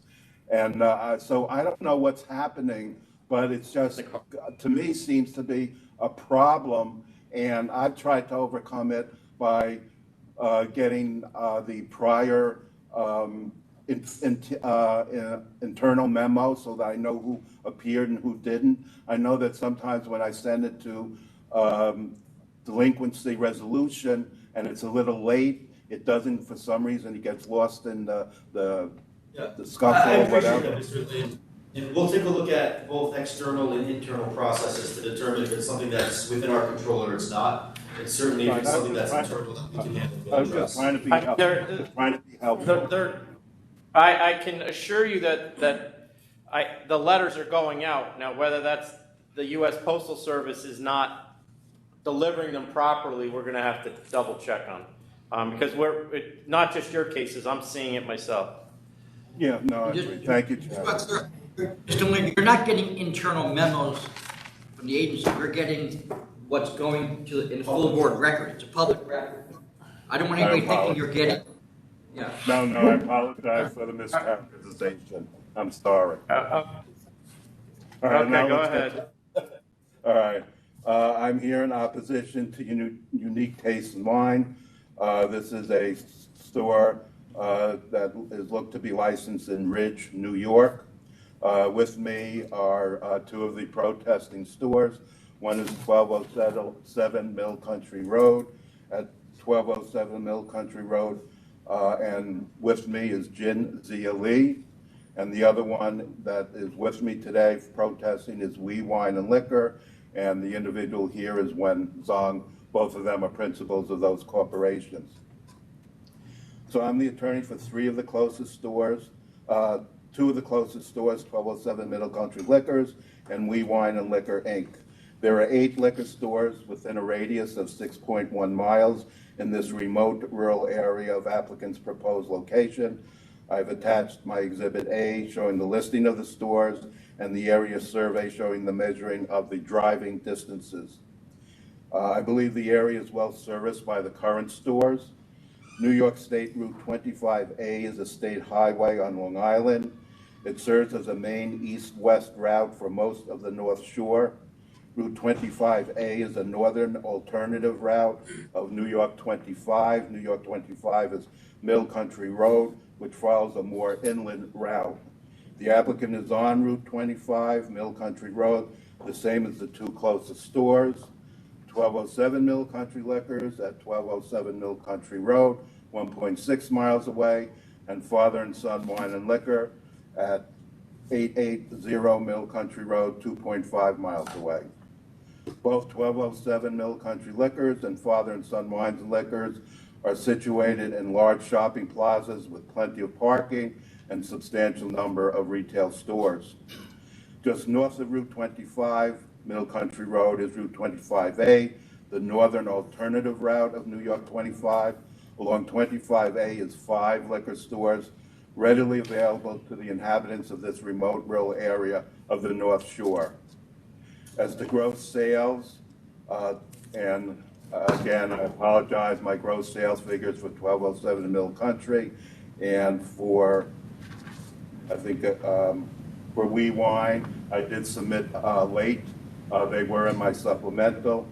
1207 Middle Country Liquors, the closest store to applicants shows a significant increase in sales. It should, however, be noted that the shopping plaza underwent an extensive renovation in 2017 and 2018 and has attracted substantial new customers in this new modern plaza. Fathers and Son and Ganesh Corp shows erratic sales if we take out the COVID numbers in 2020. And We Wines is 2 years of marginal sales. It's really not definitive. As far as population and density, I attach Exhibit B, the population statistic for Ridge and the contiguous neighboring villages and hamlets. All show stagnant population figures for this remote rural area, all from 2010 to 2019. As far as public convenience and advantage, the 2 closest stores to applicant are on major shopping plazas. Applicant is a self-contained building with an adjacent restaurant and no other public draw. There's no evidence of increased demand for alcoholic beverages based upon population. There's no evidence of increased demand for alcoholic beverages based upon the revenue records for the nearby stores. And there's no showing that the public is not being adequately served by the existing 8 liquor stores, which are all within 6 miles from the applicant. I therefore respectfully request that this application be denied. Thank you. Any other opposition, or you it? I'm it. Okay, thank you. This is an 888 square foot store with 750 square feet devoted to retail space. This store will be in Ridge, New York. Ridge, New York is an area of 13 square miles with a population of 13,000 people. Ridge, New York does not have a liquor store. The liquor store will be located in zip code 11961. 11961 does not have a liquor store. I take issue with Mr. Lynn's figures. The United States Census figures say that the population of the zip code 11961 has increased by 3.8% between 2010 and 2018. I couldn't get any more recent figures than that. The applicant is well prepared to own and operate a liquor store. She has spent the last 9 months preparing. She has been taking courses in business and wine-related subjects, those certificates you have before you in my submission. She also interned at a liquor store 4 miles away from her proposed location. You have a letter from that licensee supporting her opening a liquor store 4 miles away and extolling her assets as a business owner. The applicant, Ms. Francis, intends to inject a degree of diversity in the area's liquor stores. She will have a large portion of her inventory devoted to vineyards producing wines that are owned by women, particularly black women and Mexican women. Ms. Francis' store is completely different from the other stores around. There's a stark difference in the products and the services that she will offer, and I will let her speak to that. Hi, good morning to everyone on the board. Thank you for your attention. Like he said, I'm Carol Francis, and I'm glad my opposition brought up the highways and they gave you all the road maps that you can Google about Middle Country Road. Did they mention that 37,000 people travel on Middle Country Road? And why should 13,000 leave that area to go to a liquor store? Well, it's not just a liquor store. It's my place. And when you walk into my place, you will see this shirt, Unique Taste, identifying me and my staff. We have a passion for wine. And we are planning to connect wine with people. We're located so close to wine country on Long Island that we're going to bring in Long Island wines and also get people back out there. But I'm going to highlight 4 main things. We are bringing products that are different. We're connecting the community. We're bringing diversity. We're networking, and we're delivering. I've been a physician assistant and a respiratory therapist, 17 years in medicine, and it's time that I own my own business and stop promoting other people, but it has showed me how to conduct business. So I'm going to remain positive. When you walk into Unique Taste, it's clean, lit, bright. You're going to have our staff that greets customers, not just say it's over there. Our shelving have been lit, every box, so that you can see the wines that we are offering. We have 7 refrigerators. My opponents and even other people in Suffolk County barely have 1. In our refrigerators, we're bringing canned wines. It's a new craze, seltzer wines, low calorie. People want to drink, but they don't want to get obese in the process. We also have a front and a back door. So COVID resurges and we shut down. We cannot provide curbside service. My opponents, they are limited to 1 door. They cannot order and pick up at the back. How are we planning to do that? We also have a mobile cash out register, and we've also bought 2 POS systems that integrates with QuickBooks, so we can keep track of our budget, and our manager, our accountant and bookkeeper, which are planning to be at the store tomorrow, can easily retrieve our gross sales. And we are located across the street from Ridge Post Office, and I happen to get my mail every day when I go to work. Let's stay focused. What are we going to do that's different? Tastings. We have an area dedicated to tasting and educating customers about wine. So how do you learn about wine? You offer black tea, which tells you about tannins, lemons, which gives you the idea of the burst that you may get from a Chardonnay or a Riesling. I've learned that from taking wine courses. Also, providing gift bags and gift products. Because there's nothing in the store, why should someone buy wine and then have to go down to the dollar store when we can gift wrap it and make a presentation? Where are you making a presentation? To our neighboring restaurants, as they mentioned.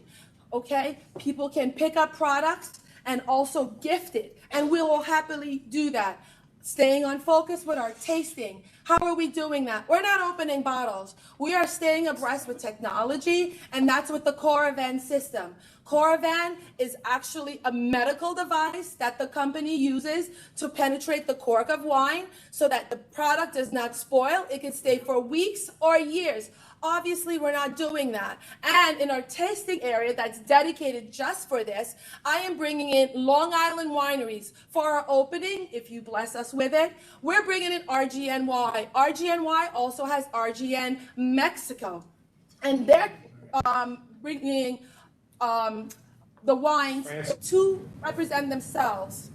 Thank you. Francis?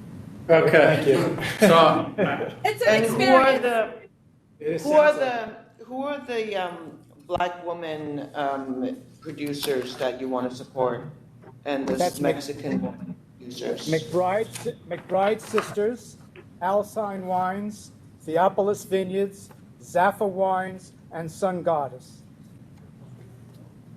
And This are is these actually- located in Are these people located in Long Island? No, so I am seeking specific distributors. I am not going to stock the shelves with the everyday run-of-the-mill. I am bringing in independent distributors and also paying attention to what my opponents and everyone receives. To see this bad media, it talks about in the September 2020 issues, black wines, drinks to watch, because this is the trend. And I'm going to bring that in, but also service the community and bring in quality international wines. I'm also going to have wines in the bag. The community of Ridge The community of Ridge is very active. They fish and they boat. So Okay, that's be part of the Ms. product. Francis, I think you answered the question. Sorry. Go ahead. Mr. Royce, if you're gonna represent the client, I would advise her certainly on some of the limitations that are associated with a package store should it be issued, specifically I did regarding remind the local. client that she had about 5 minutes to speak. She's just very No, enthusiastic. that's not what he's talking about. Crime aside, she made some representations about what she was proposing to do at her store that may be in violation of ABC law. So should this What is package that? store be granted? Certainly, Well, you should, Mr. Burke, you should know. I should know what? there are certain aspects of ABC law that your client apparently needs to be advised on what is and what is not permissible at a package store. Some of the things What that are she those represented. Mr. Burke, there's this thing called the ABC law, and if you turn to Yeah. section 63 Just tell them. and read subdivision 4, you might learn something. Mr. Burke, specifically, the one issue that stood out to me was the representation about using multiple doors as points of access into the store for distribution. I mentioned that as for COVID, if God forbid, but I'm only using one door daily. I am not going to do that. The fire marshal, I mentioned this, said to me that I have to have both. Ma'am, let him finish. There were multiple things you said, and we're just trying to clarify that you're aware that they are illegal should you get this license. Go ahead. Okay. So all I'm saying, and I'm not gonna hash this all on the record, but the representations that are made in the application, and Mr. Burke, again, should this application be granted, you should certainly advise your client on what is and what is not permissible under the ABC law in the business model that she's seeking to use. That's all I'm suggesting. That's all we're saying. Mentioned that. I know the sampling size. I know Are we ready to vote? Yes. Commissioner Fan? Well, let me ask one question. This store is standalone, correct? On the road, it's not in a plaza or anything? No, no Okay, plaza. thank you.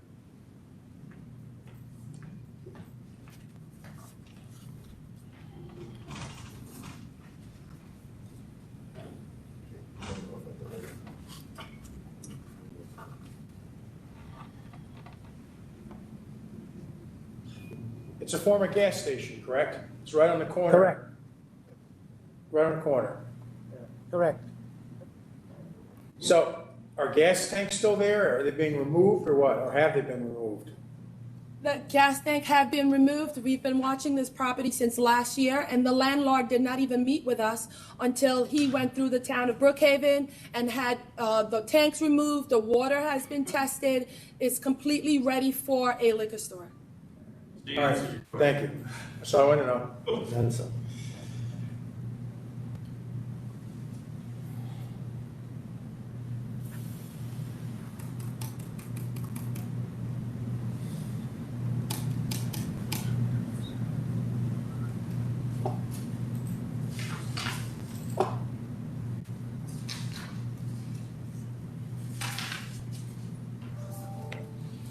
Commissioner Fan?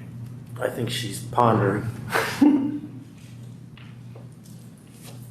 No rush.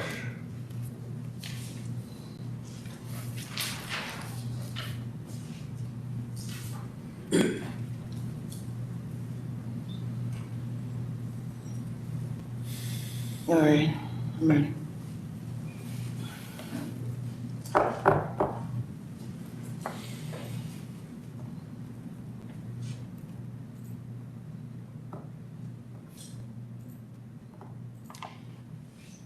Yikes.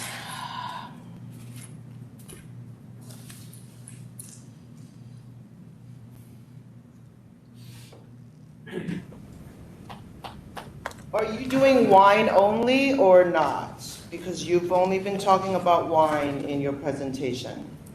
Wine and spirits. Wine and spirits, and we're focusing on wine to connect the community to wine. The Hampton Jitney is 6 miles down the road, and the idea is to not only have people sample at the store, but remind them and have the store bring customers out to wine country.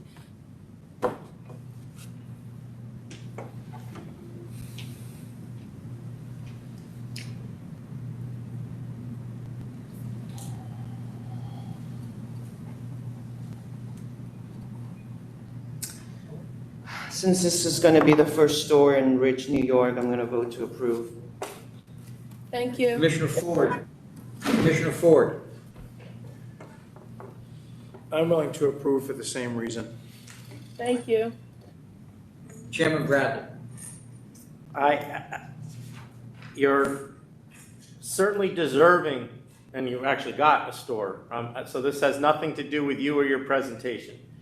But I'm going to vote to deny simply because of the number of stores in the surrounding area, as well as the fact that their sales are mostly flat. So I just don't see the public convenience or advantage. But good luck.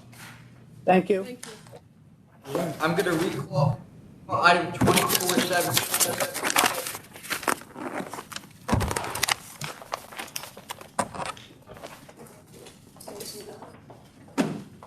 I'm going to recall item 2477, LMW 333 Corp. There was no need for the microphone there. We would have heard her from New York. She's got some energy. Is the applicant here? Yes, he has, Your Honor. Okay. So this is a recon. Let him go first, please.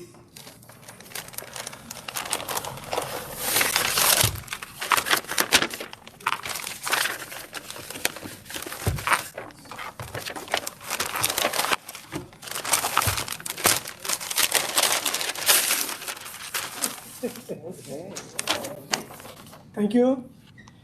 So I want to first talk to you about the neighborhood. Okay, could you put your name on the record, please? Haim, Haim Goldberg.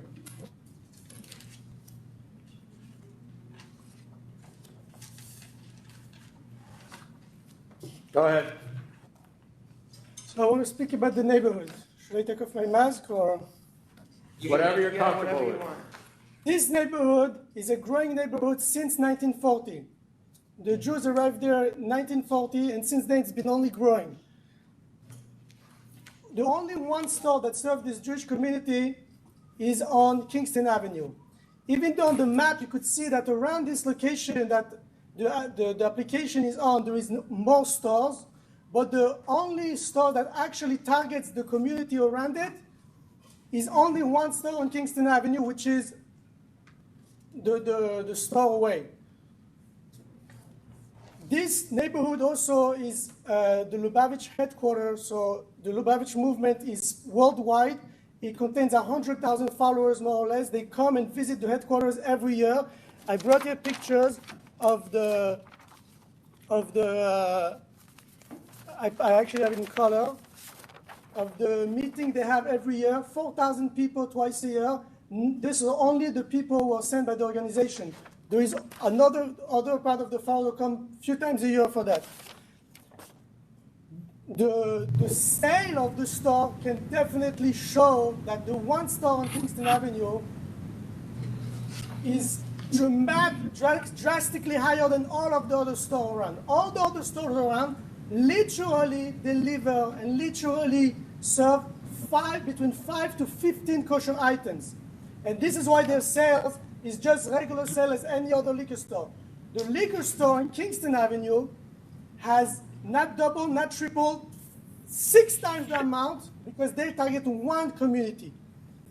And this is why there is poor selection, no competition, and I have provided you should have it maybe in front of you, letters of 4 distributors, not 1, not 2, 4 distributors, including one distributor who actually lives in Crown Heights, complaining that they have no access to sell their product in this area because there is no real competition. I'm not saying there's no other store, but there's no real competition for the crowd who is targeted.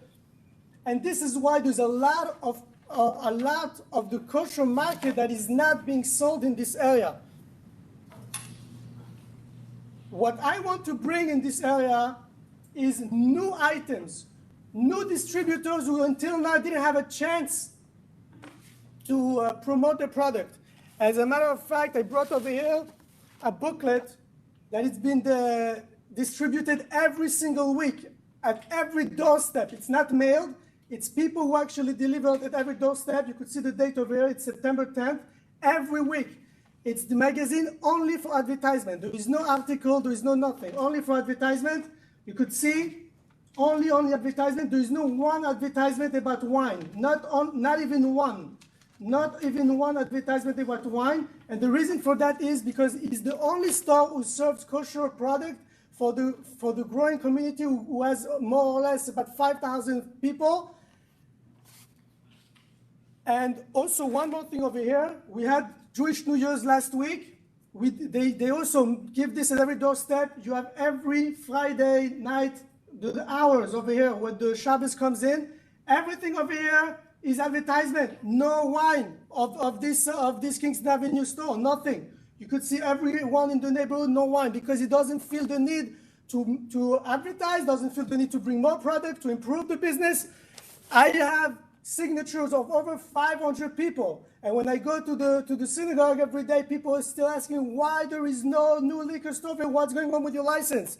What I want to bring to the neighborhood is not only sell just alcohol and just people are buying alcohol. I want to educate the people. And with my background coming from France, people are trusting me with their wines. I don't want the people only to buy alcohol to drink, and I want the people to have a hobby, to have a collection, to appreciate, to understand. I want to educate the people. And one more thing also very important, there is no any online sales of any other liquor stores over there. I have a website set up already that is being ready to be launched online as soon as I get the license, God willing. I'll show you over here. You should have it also, but I will show it to you also. It's over here. It's coming soon. When you open the page, coming soon. Le Chateau, very fancy. I want to show you also the picture that you already have, probably the fancy store I want to make. It's going to be wooden shelves, very fancy. And the online sales are not happening anywhere around. So I want to bring this to the neighborhood, and I want to educate the people to appreciate more and to emphasize the market and to open new horizons for people to discover more wine, more product. Thank you. Okay, On your request for reconsideration, Sir, let me ask, oh, yeah, never mind. we're ready? Yeah. Commissioner Fan, on the request for reconsideration. I'll vote yes. Commissioner Ford.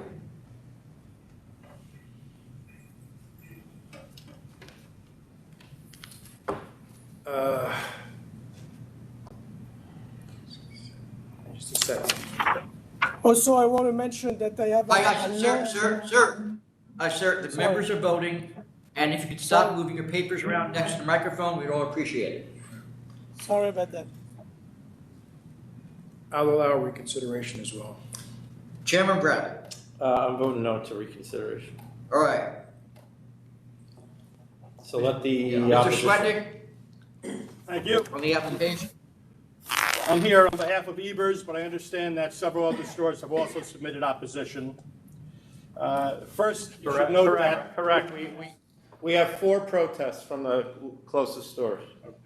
First, we should note that there are now 2 stores that are 2 blocks away from each other.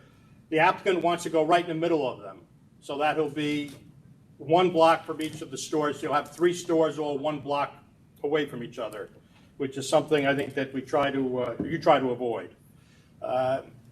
This Ebers is an open store. It's not bulletproof.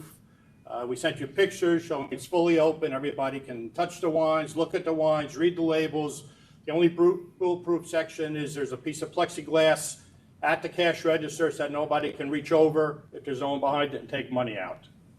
I believe the applicant acknowledges that Ebers does specialize in kosher wines. So therefore, there's not a need for these wines because Ebers is a large store which has a large following for the kosher wines. And the other stores that you've received protests from also confirm that they carry kosher wines. They have a fairly large selection, but they're not as exclusive as Ebers. And that if there's any request for kosher wines, they will fulfill that request if there's a request for a specific brand. This applicant, among other things, aside from issues with his location and not serving community need, he has no experience. He has submitted letters from people saying that he volunteered, so we can't even check to see if he did it, but through payroll records, he has volunteered to help unload trucks and stock shelves. It's also curious that he has a budget of $306,000 to open the store, of which he is contributing $6,000. And $300,000 he's saying he's going to be borrowing from an outside lender. The community is well served by the existing stores. I'm sorry, go ahead. The community is well served by the existing stores, all of which carry kosher wine. Ebers is almost exclusively kosher wines. The reason it has a large volume is because it does service the local religious organizations. And as Ebers has said in their letter, is that because of that, they're able to pass those savings on to the community because of those volumes for when they're having a function. So if anything, the community would be hurt by having another store because they wouldn't be able to get the same discounts. But there's absolutely, I know you've approved reconsideration, there's absolutely nothing new that he's presented, and the community is well served. Last time you unanimously disapproved the application. There's no reason to change that vote at this point. Thank you. Thank you. You guys ready? Oh, he's got to go. Mr. Go ahead. Goldberg, What's his name? Mr. Wahlberg, go ahead. Tell us I'm why you here. have public convenience advantage. Oh, you already did. I have a question. You're taking a loan for $300,000 at 10% interest? Yes. You know why? No. Because the people who are loaning the money believe in this product. They believe in the project because they know what's going on in this neighborhood. They know that all the That's other not, stores. well, my That's question why. is more That's the about, only reason. That's the only reason. My question- Because the people my who are question giving is- the money. Go ahead. Sir, but who let the chairman speak when he's speaking to you? my question is about the 10%, my question is about the 10% interest rate. What about it? That's significantly high. Because the sale on the alcohol is made on the volume. And the belief is, and the reality is, that when you grow volume, you grow amounts. And even though it's 10% and it's high, because the volume is so big, and you can see the sales of Ebers, that it's $3 million, close to $3 million a year, opposed to below $500,000 in all of the stores around. And I'm not going to be directly competing to Eber because there's going to be different distributors in the market. Distributors that have signed papers. So, and that was my next question. In your letter, you indicate that you have exclusive arrangements with wholesalers. What wholesalers do you have exclusive? It's not exclusive. I thought I read exclusive. It's just that Eber, they come to Eber, they ask him, would you buy our wine to sell it in your store? And he just declines it because he has no need to improve. The people came to me and they asked me, do you open a new store? We want to work with you because we have no door into this neighborhood. Because All right, let me ask you another question. What is it that you do now? CMG Management Consulting, what is that? So it's basically we work into different fields we analyze different businesses to read into the numbers to see if it's a business that will be successful or not. So we read the company. We literally read the company incomes, expenses, and we see if it's a business that will thrive or survive, or not worth it to go forward. For what, though? Do you then buy the business? Yeah, different type of businesses. It could be any rental companies. It can be. Right. So is the purpose of your analysis to decide if you want to buy the business? No. What buy? Well, no, I'm asking you what you're not. You haven't indicated you're consulting anyone. You've told me you analyze businesses, whether they're profitable or not. What do you do with that information? I advise them what they should do next. What should improve? Where should I cut the losses? What should expend the money more in this direction or that direction? Okay. You know. And so you moved here from France? Yes, And when was that? 10 years ago, approximately. In France, I actually also mentioned it, when I was in France, it's very common that young people, young adults go to the region of France where they do the harvest, and we stay there for a couple of months, like 6 to 8 weeks, and we work in the field, we work in the wineries, etc. And I've been doing this approximately from the age of 18 till the age of 21, 22, and this is only about 6 to 8 weeks a year, and it's been a great experience. This was actually my first time I fell in love with the wine industry.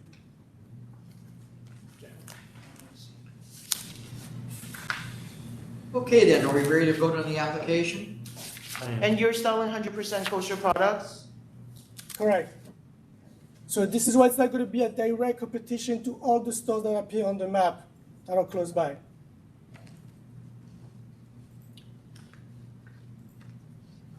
It would be in direct competition with Eber's, which is 1 block away. But not really, because Eber doesn't carry. Okay, I think, gentlemen. Commissioner Fan asked the question, she got her answer, okay? Hold on a second.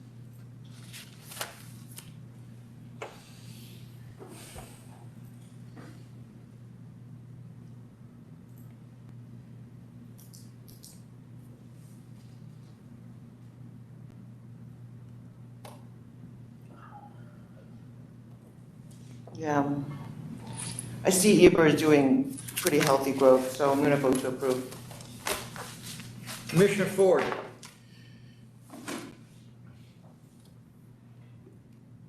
I don't see anything that's really changed for me over the last time when I voted no, and so I'm still going to vote to deny. Chairman Bradley.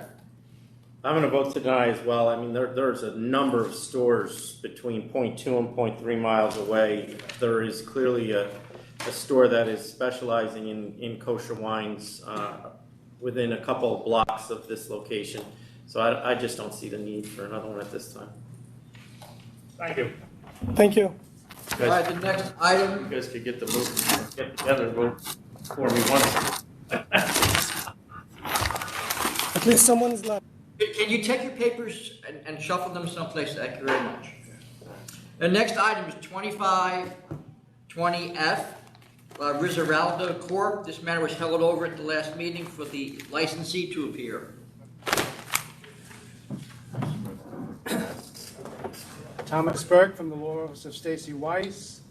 With me are the licensee, Mr. Orlando Valencia, and his daughter Jasmine Venagas, who will act as his interpreter. His English is not very good. So Mr. Venagas has a grocery store beer and wine product license. We don't need you to get into it. Well, the reason we called him back was because he seems to be under the impression that it's legal for him to sell wine in his store. Yes. And, well, that's not the case, clearly. So he needs to be advised by you, and I'm advising him now, that he cannot sell wine in his store. I did advise him he no longer sells wine. He no longer has wine on the premises. And he knows that he cannot sell it in the future. He knows absolutely he cannot sell wine, but he was under the misapprehension that he could. He didn't mean intentionally to violate anything. The Amilcar wine distributors sold him wine. When the investigator came, he was very open and forthright. He confirmed that he had purchased the wine and he was selling it. I'm not saying other people didn't make mistakes, but it's not the wholesaler's job to make sure that your client knows what he can and can't sell, even though they're not supposed to be doing it either. I thought they were supposed to check the license. They are, but to They make didn't sure do that his- that mistake doesn't happen again, it's always best that the owner knows what he can and can't sell. Right, All right, now he knows, I'll- absolutely. All right, I'll accept. There's nothing, this is no contest. Oh, all right. There's an offer of CNC and a $5,000 civil penalty. That was the No, there original isn't, offer. Mr. Burke. Where is he? No, there isn't. Okay? Yes, there is. Mr. Burke, there was an offer made of $5,000. Yes. It was, let me finish. It was rejected by the full board with no counteroffer. Now there's a no contest plea. So we ask you, please accept the $5,000 that was originally offered to him. Right, that's not an offer, that's. We already rejected that. This is a no contest plea. Yes, it is. Yes. All right, I'm go aware ahead. of that. I'm aware of that, and you're now going to determine Now you civil need- now you penalty. need- now you need to be quiet while the members vote. I'm at 5,000. Commissioner Ford? Let's do 5,000 and call it a day. Chairman Bradley? I'm just gonna do 5,500 out of principle. Thank you very much. Thank you. It's a rough day today. No, it's just. Is there something A going lot of on down controversy and noise. I left my big bottle of Advil upstairs. All right, the next item, It's a live microphone, isn't it? Holy cow. 25. He can move it if you wanna move it away. 25 what? I can lower the volume. 25 what? 2520G, East Victor LLC. Do you want me to move the microwave? No, it's all right. We can turn the volume down here a little bit. All right. Or they can turn the volume down themselves a little bit.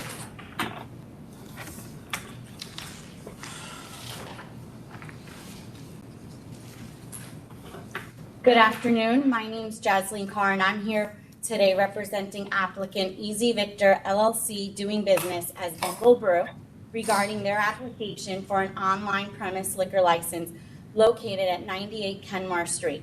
My client, Ryan Hardy, has a dream to Can I stop you for 1 second? I believe there's probably opposition here, correct? No, there's no opposition. Could you just identify who else is with you there too? Yes. My client, Mr. Ryan Hardy.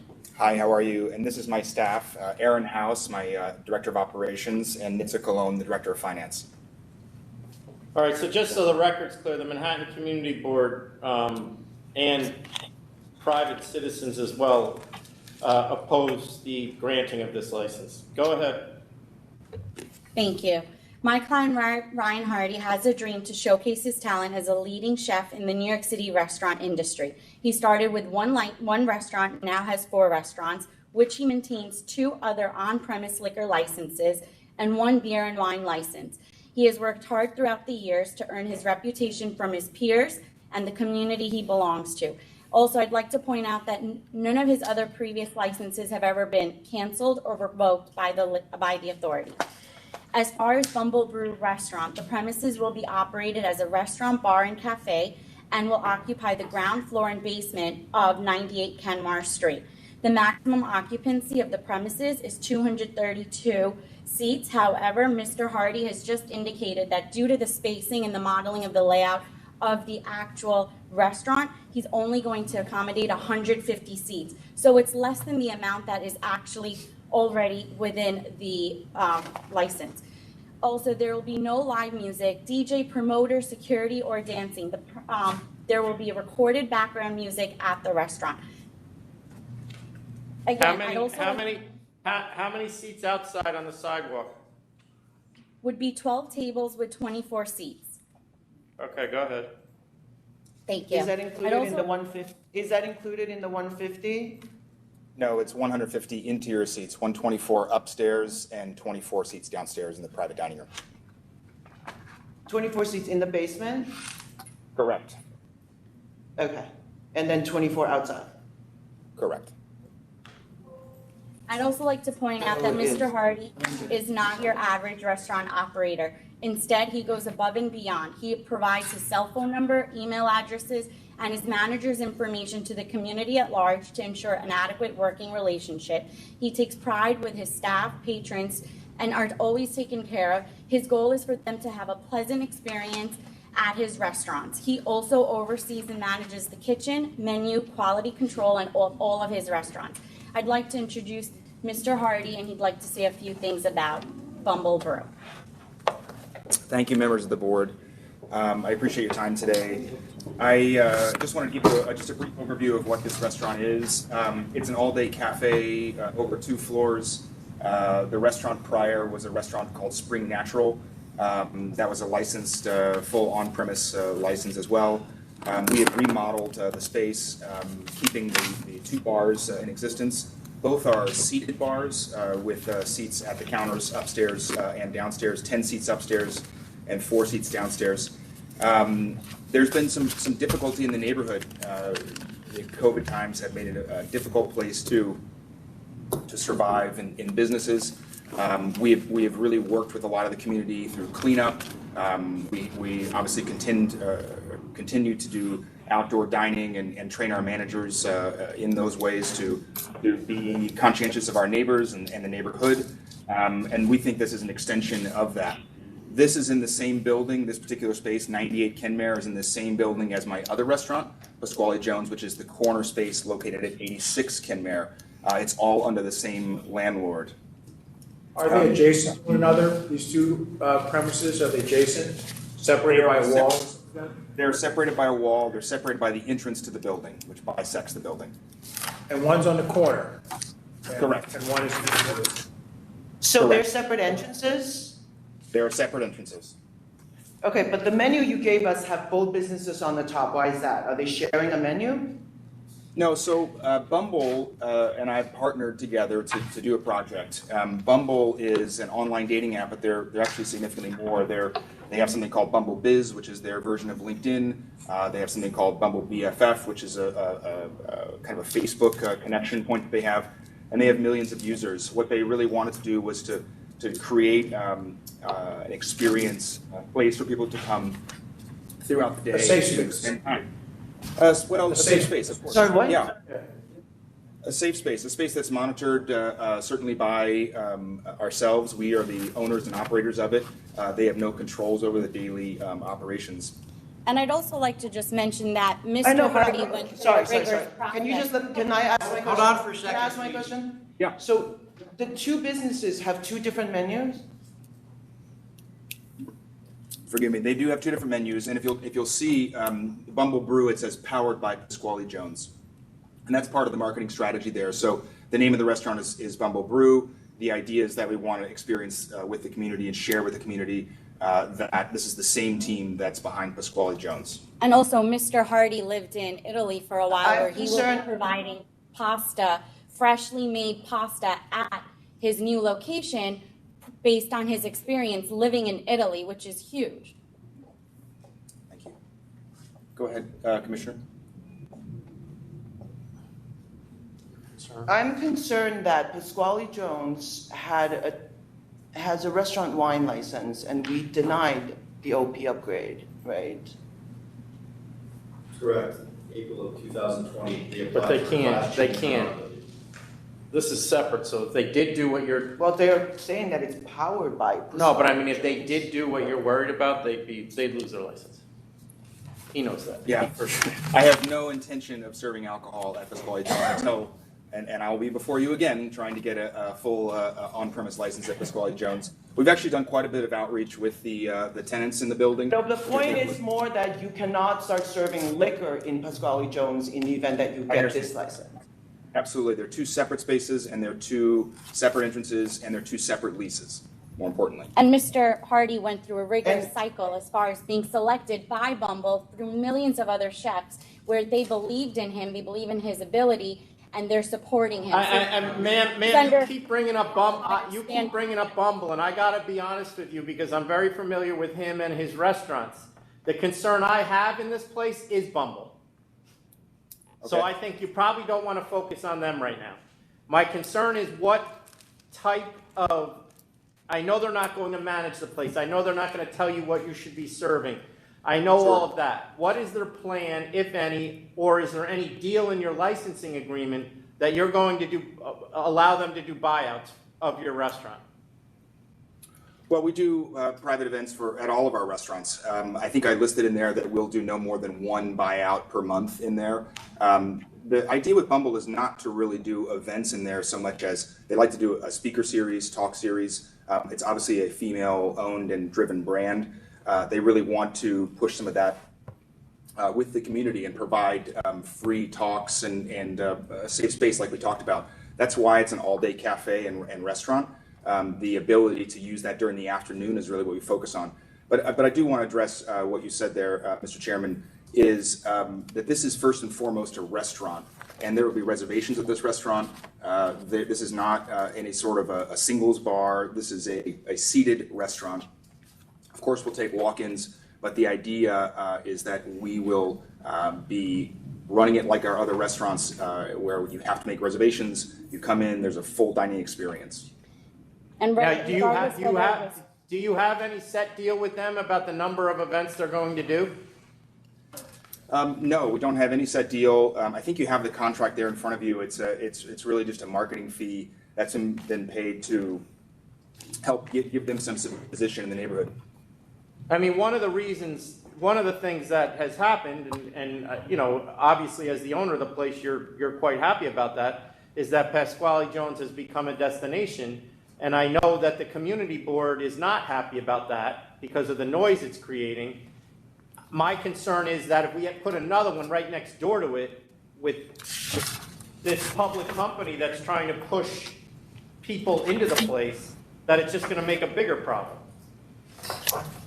If I can just add one thing, as far as Bumble goes, that, you know, all because people meet on Bumble doesn't mean they have to go to this particular restaurant.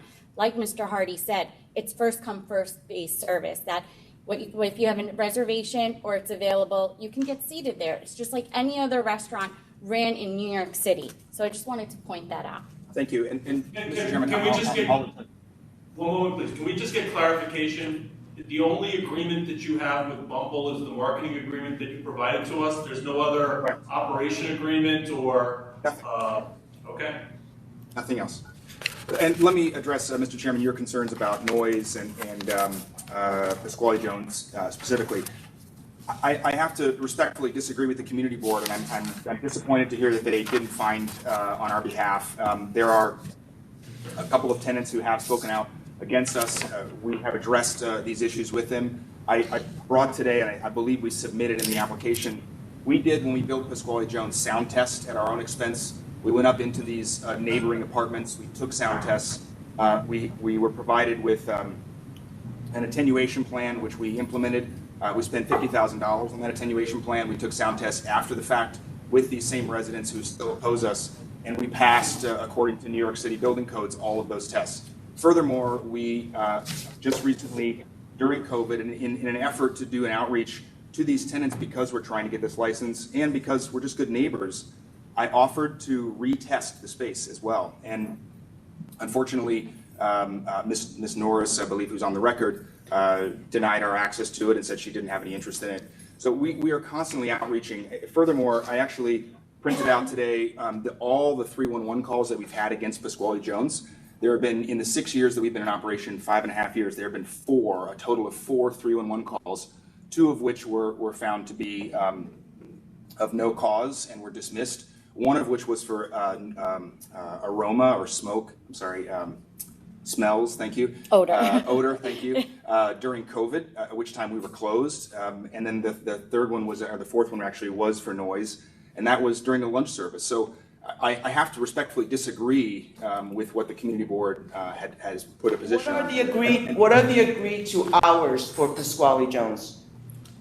Pasquale Jones is 5, I don't know what's on the license right now off the top of my head, but it's 5 to midnight, I believe. You don't know your closing 2 hours? a.m. to 2 a.m. I'm It's sorry? till 2 a.m. Pasquale Jones is. The license is closed at until 2 a.m.? Yes. Then However, why it does the community say that you're supposed to close at 11? I don't know what it is. Once again, I think there's Again, it's been mischaracterized, but they don't open Yeah, no, till 2 I'm trying to a.m. clarify. No, I'm just trying to clarify. It says the Sidewalk Cafe will close by 11. It may not be because it was a RW. Yeah, but they say they're supposed to close. That may be what they entered into.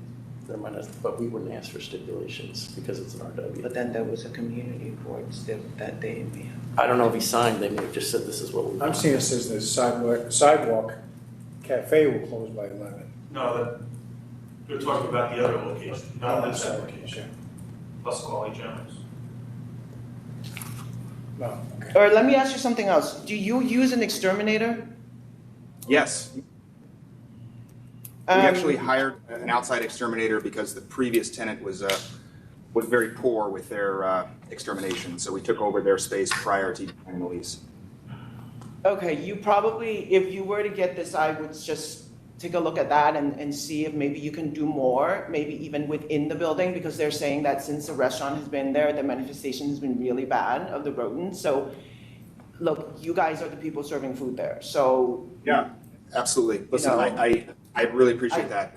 Thank you for mentioning that, and I think that that's important to talk about in general in restaurants.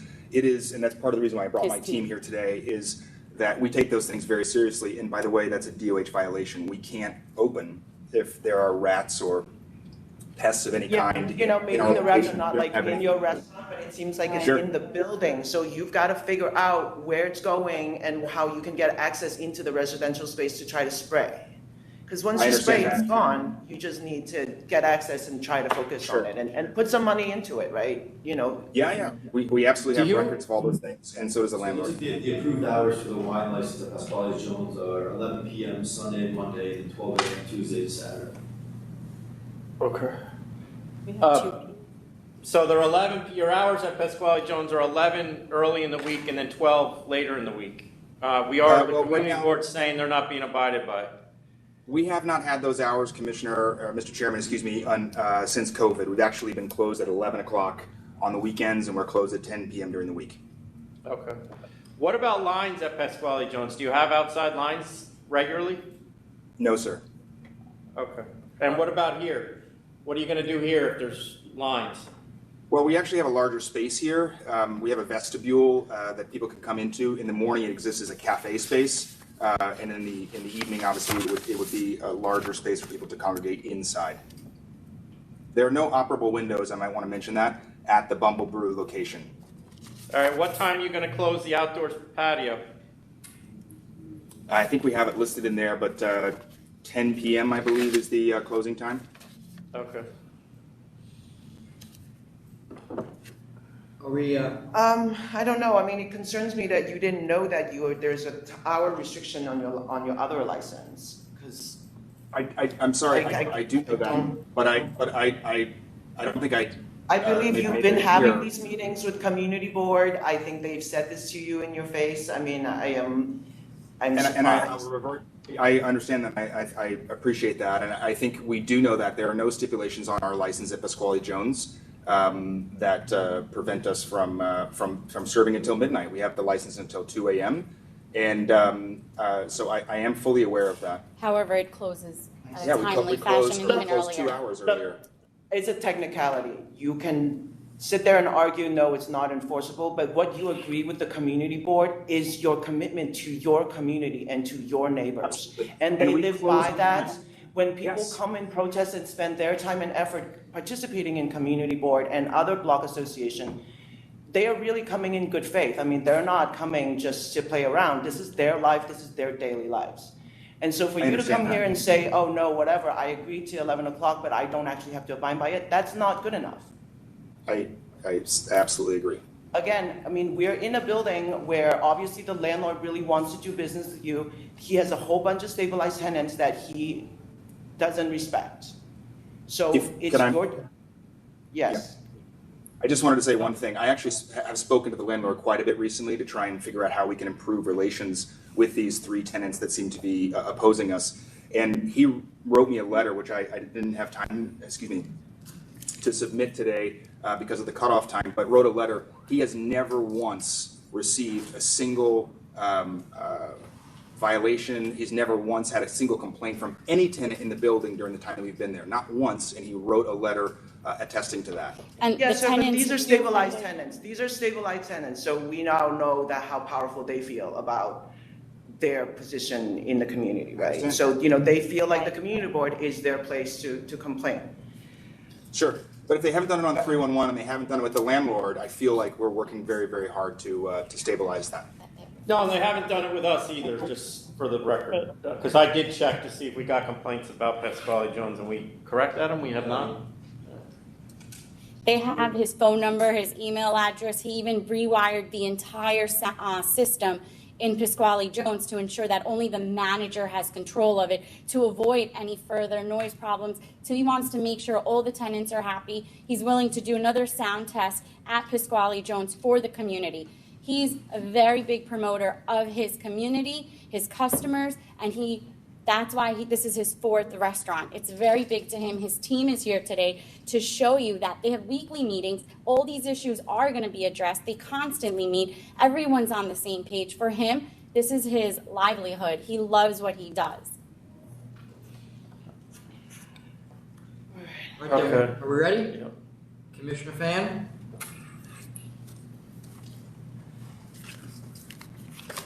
If I vote yes on this, would you agree to close both restaurants by midnight every night? Yes. Yeah, absolutely. On the record, I will absolutely. Okay. I'm going to vote to approve midnight across the board, background music only. You're going to consider the exterminator, and you're going to do as much soundproofing as you can. Absolutely. Absolutely. And it's midnight for both restaurants. Will you? Yeah, absolutely. Commissioner Ford? You're always free to come back later and ask for extended hours if things are okay, so it's not forever. No, I was going to ask for a full license for Pasquale Jones as well. It sounds like that's coming anyway. The request is coming anyway. All right, go ahead. I think you need to gauge the temperature of the room, though. Correct. Yeah. I'll vote to approve under the same conditions as Commissioner Fan. Chairman Bradley? I will as well, with the Sidewalk Cafe closing at 10. Commissioner Ford, Commissioner Fan, same thing? Sure. Yes. Thank you so much. And the woman doesn't have Really to buy the appreciate drink it. first here, do they? No. You're always welcome. Amazing. Good Good luck. luck. You all. Take 5 minutes All right, we're going to take a brief recess. 2 minutes, whatever it is. Yep.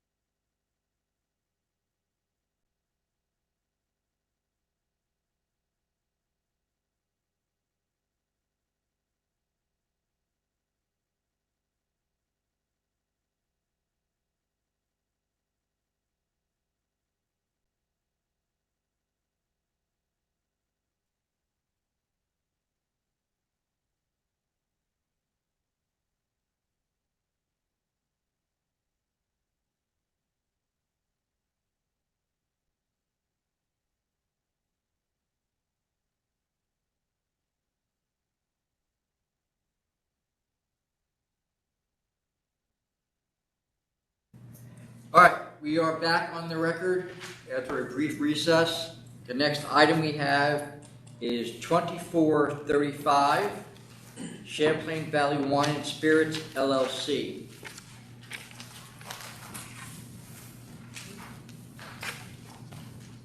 Good afternoon, I'm Lindsay Farina here for Champlain Valley. I believe we also have opposition. Sir, you're here to oppose this. When you come on up, please. Yes, Carlos Rivera, TZ Liquors, 11 Orangetown Shopping Place in Orangeburg. Go ahead. Yes, good afternoon. This area, it's private residence. There's no building, so there's no need for another liquor store in the area. TZ Liquor offers deliveries. It's an open space concept. We also do wine tasting, and it's not convenient to the community to have another liquor store. Did you not turn in sales numbers, sir? Did you not turn in gross sales figures? Yes, we did. But did you send them to us or did you email them to us? It was email. I printed it and we mailed it. Okay. Something's going on. What do you mean? What do you mean when you say it's a residence? This building is a residence? No, I said the area. It's all private residence, And so- and there's no building, so there's no there's not a need for another liquor store in the area. Population Okay. is not growing. Okay. All right, thank you. Anything else? No, that's all. Where's your client? They were unable to attend today, they're out of state. They had prior plans to travel and they weren't able to adjust their plans. My understanding, there's one applicant. How is there a day? They referring to the client at large, but there is one company principal. Well, oh, I see. Okay. The client, the applicant has one principal. That's what she said. Right. Yeah. And could you put your name on the record, please? Certainly, Lindsay Farina for Champlain Wine and Spirits. I mean, I had questions for him. Her, I'm sorry. Sure, and the 500 questions, square foot store. the questions that were raised on the full board notice form, I am prepared to address. But I did also. Well, I mean, you've been here before, right? Yes, Mr. Chairman. So you've seen that most of the time, probably 100% of the time, liquor store applicants generally show up in person. I do understand. Yes, you're correct. And we frequently ask questions that aren't or haven't been asked before. I can certainly do my best today to address all of your concerns. I have a lot of information that I've gathered in advance from our client.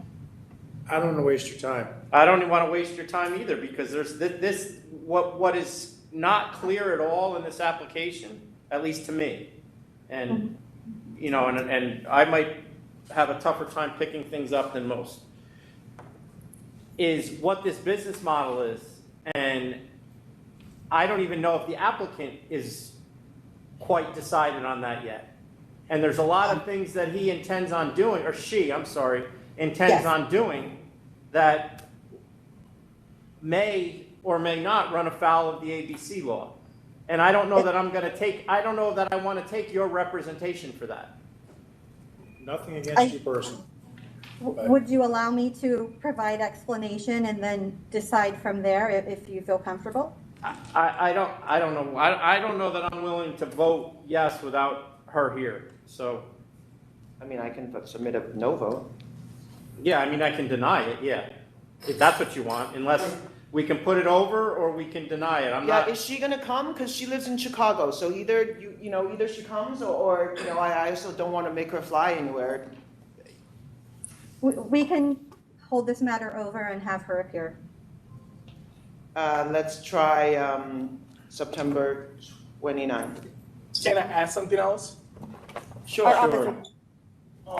Also, on the application, I saw the address, it says 300 Corporate Drive, and that area, it's industrial commercial, it's not for retail. There's not a single retail store in that area. It's a, Well, it's a, sir, it's a- so that was one of my questions. Their primary focus is not going to be in-store retail, it's going to be internet. So they don't really care if anybody ever comes to their store. Okay? Yes, sir. But you're welcome to come back again. We have your opposition on the record. If you don't want to come back, you don't have to. All right, thank you. Thank you. So over to 929. Yes. Thank you. The next item, 2520E, Blue City Lounge Corp. Can you mute us for a second? Yeah. All right, we're going to take a No, just turn it. I just want to say something to Adam. We're going to take just a brief, very quick recess.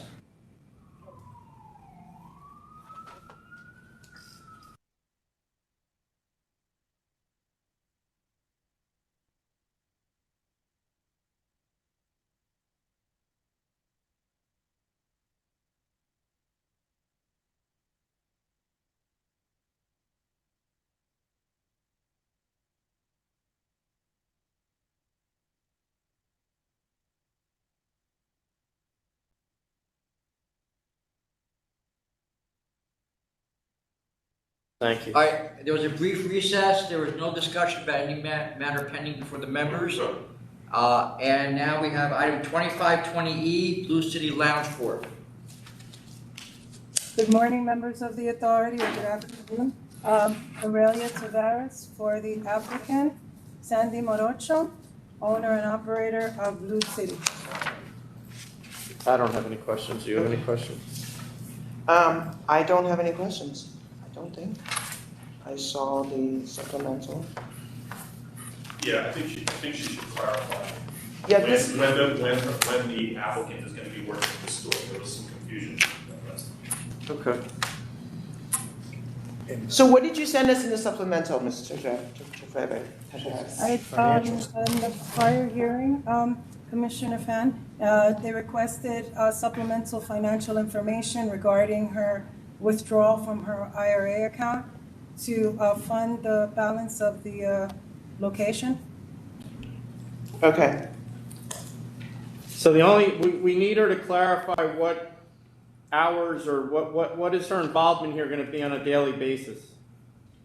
I'm going to be there on a daily basis. At this point, I was waiting for the liquor license to be approved in order to resign from my position currently at St. John's.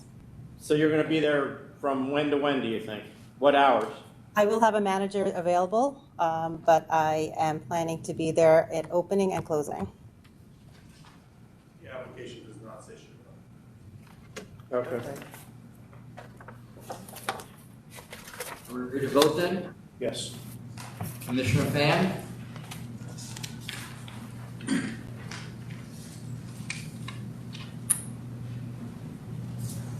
Okay. Do you really need 4 security guards, ma'am? I was concerned about what had happened recently before at the location, and that's why I figured at the beginning I would have the security guards just to have for the safety of the environment and the location, the neighborhood. And we would have them varying as needed. I know that we don't want to be suffocating people, but we also, we want to make sure that we don't have what happened in the past. And she's managed this type of event before, and I think that I can trust that if she doesn't need that many, she would, downsize. And it's expensive. When you put 4 security guards on the application, it means the expectation that the agency has is there will be 4 there every night. That's what you're required to do. Yeah, that's why I'm asking you, because if I say 4, then you're gonna have to have 4. Can And I we would have- rather just put as needed, and you start with 4 and then you decide. I'd appreciate that, yes, thank you. All right, so I'm going to vote to approve 2 a.m. across the board, recorded music, DJ, jukebox, karaoke, live music, no private events, no promoter, security guard minimum of 1, and you can increase as needed. Principal to manage. I'm going to also ask you to hire a experienced manager, which I believe you have already. Yes. Okay. All right, Commissioner Ford. I'll approve under the same conditions as Commissioner Fan. Chairman Bradley. I'll approve, but I'm not going to approve DJ karaoke or live music, simply because it's a restaurant and this place has been the subject of a summary as well as a cancellation, and she has no experience running a restaurant. But no, that's, you guys vote for it, it's fine. No, I think you make a good point. I mean, do you need all music? Can I address that? As far as her experience, she's been doing this for 20 years with over 500 people at a venue. I don't think we're going to have any of those problems, Chairman Bradley, that you're anticipating, or that is always. Listen, you're talking to the wrong person. You're not changing my vote, because I've been to Northern Boulevard and I've seen it. If you want to change his, talk to him. I'm asking you, do you need all of that types of music? We could, Karaoke? we don't need karaoke, but if DJ maybe the weekends, Commissioner Ford, because the clients, that's what they're asking for, whether it's a restaurant, a bar, a lounge, it's what they ask for. So we want to make her competitive, and she's by herself in that little area. So Is dancing in the application? no dancing. No, we don't have dancing. All right, I'll stand as voted.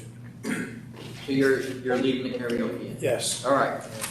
All right, so you're approved with the, all the entertainment, no private events, no promoter, a minimum one security guard, 2 a.m. closing, and hiring a manager. Thank you, Mayor, for the authority. Thank you. Next item, 2520B, Cafe Rum Ltd. B as in boy? Yes. Cafe Rum. Good afternoon, Salvador Fernandez for the applicant Cafe Rum. The principal, Emmanuel Pichardo, is here with me. Cafe Rum is applying for an on-premise liquor license located at 1050 Wyckoff Avenue in Ridgewood. The restaurant's going to be would like to serve breakfast, lunch, and dinner. So sir, you don't need to go through this all again, because we've already gone through it. We asked for some information. Did he get any? Yeah, he was able to get the information yesterday. He was able to get a copy of the police report, but I just received it now, so I wasn't able to email it to you. Again, as I mentioned last time, the incident was one incident that took place. I don't know if you want me to go over One that incident, again. and the other thing I wanted to ask, there were many 311 complaints about the location during the course of the time over the pandemic. Not just one date, multiple calls. Mr. Chairman, in speaking to my client, he's mentioned that the restaurant, upstairs from the restaurant, there are a couple of residences, and apparently they also have parties, and they also act, there's a lot of 311 calls regarding those premises. It also says there's a restaurant, or a bar rather, I believe around the corner. Yes. And that also is very loud. He can hear it from his barbershop throughout the day. So his position is that those 311. Where's the barbershop? It's literally next door. What's the address? 1048 Wyckoff Avenue. 1048 Wyckoff. So I have a question, because obviously we haven't seen the police report, but your claim is that this incident, that it was the painter who opened up the premises and had liquor behind the bar? And ran it as if it was an open restaurant? Is that what happened? No. Right, I'll have him answer. No. So what happened was that I left him the key because I was going away. He was doing some painting work on my wall, and he decided to do, I don't know what kind of event. I wasn't here when that happened. I didn't know what was happening. I was out of the country. And then when I came back, I knew what happened. It was just a whole mess for me. I was super upset, super sad, because, I want to do my business. I've been working on it for years, and I've been just a working person. Do you guys want to see the report? I'm looking at the report right now.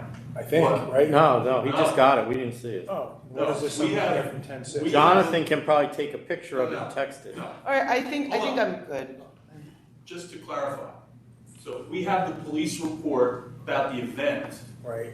but the applicant said that when he found out that someone else had opened his place without his permission, he filed a police report. No, he never said he filed a police report. What he said was when he got back from being out of the country, he found out about what had happened, he changed the locks, and he received a call, right, from a detective and asked him if he was gonna, he never actually went and filed something. That's what he had said to me, Counselor. Well, I mean, he was asked a question by us why he didn't get the guy that went into his property arrested, and he said he did file a report. When they call me, I tell them that I want to file, I want to do press charges, and they said they will get back to me. I was nervous. I never been into a situation like this. I'm just a victim, and I didn't know what to do. So let me get this straight. So somebody broke into your restaurant or your future restaurant. They had a party in there with drugs and guns And alcohol. which is probably may cost you your business. And they were in there illegally, and you didn't file charges against them. When they call me, I told the detective that I want to file charges. I want to press charges. I did. What was the name of the detective? I can't remember the name. It's been like a year. And so get back to my question. Did you have you filed charges? No, I didn't sign anything. I told them over the phone. So you never went in there and filed charges as somebody complaining about my property being used by somebody illegally? Well, I told the detective. No, but answer the chairman's question. Did you go to the precinct? Oh no, I didn't go to the prison. No. What was the name of the person who you gave the key to? Junior. What's his name? Junior. I know him by Junior. When I met him, Junior. He's the guy who I gave him the key. Junior. You don't know his last name? No, he was just doing some paint job, like an art paint job.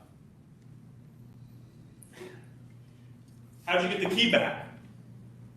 No, they didn't give me the key. I had to change the lock. I had to change So the. You couldn't find this Junior when you came back? Is that what you're saying? He disappeared. I don't know information about him. So how could you have filed a police report against Junior? If you didn't know his name, or did he have an address?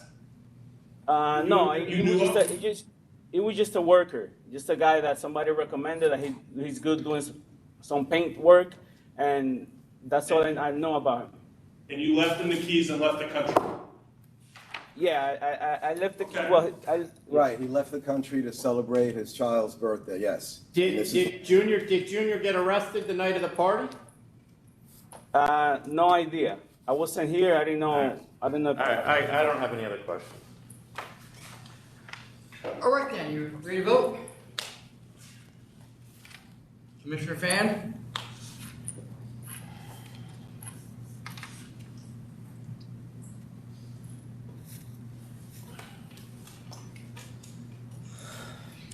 What are you doing? Put up a camera? Striking the stage.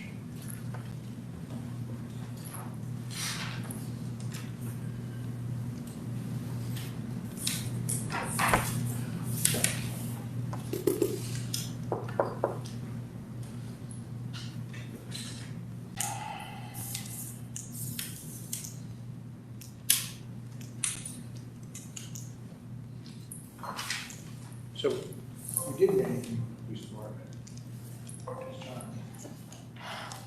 Sir, I think you've made some mistakes before, and this is going to be my what the hell of the day. I feel like this is going to be a legit restaurant, so I'm going to vote to approve. Background music only 11 o'clock across the board.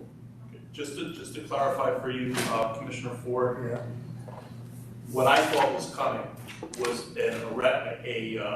some kind of filing from him against the person who illegally used his space. Which he did not do. Which he did not. He's now told us he did not file anything. Okay. We have the report of the incident, which is what I suspect counsel was planning on sending us that he received yesterday. Okay. Commissioner Ford?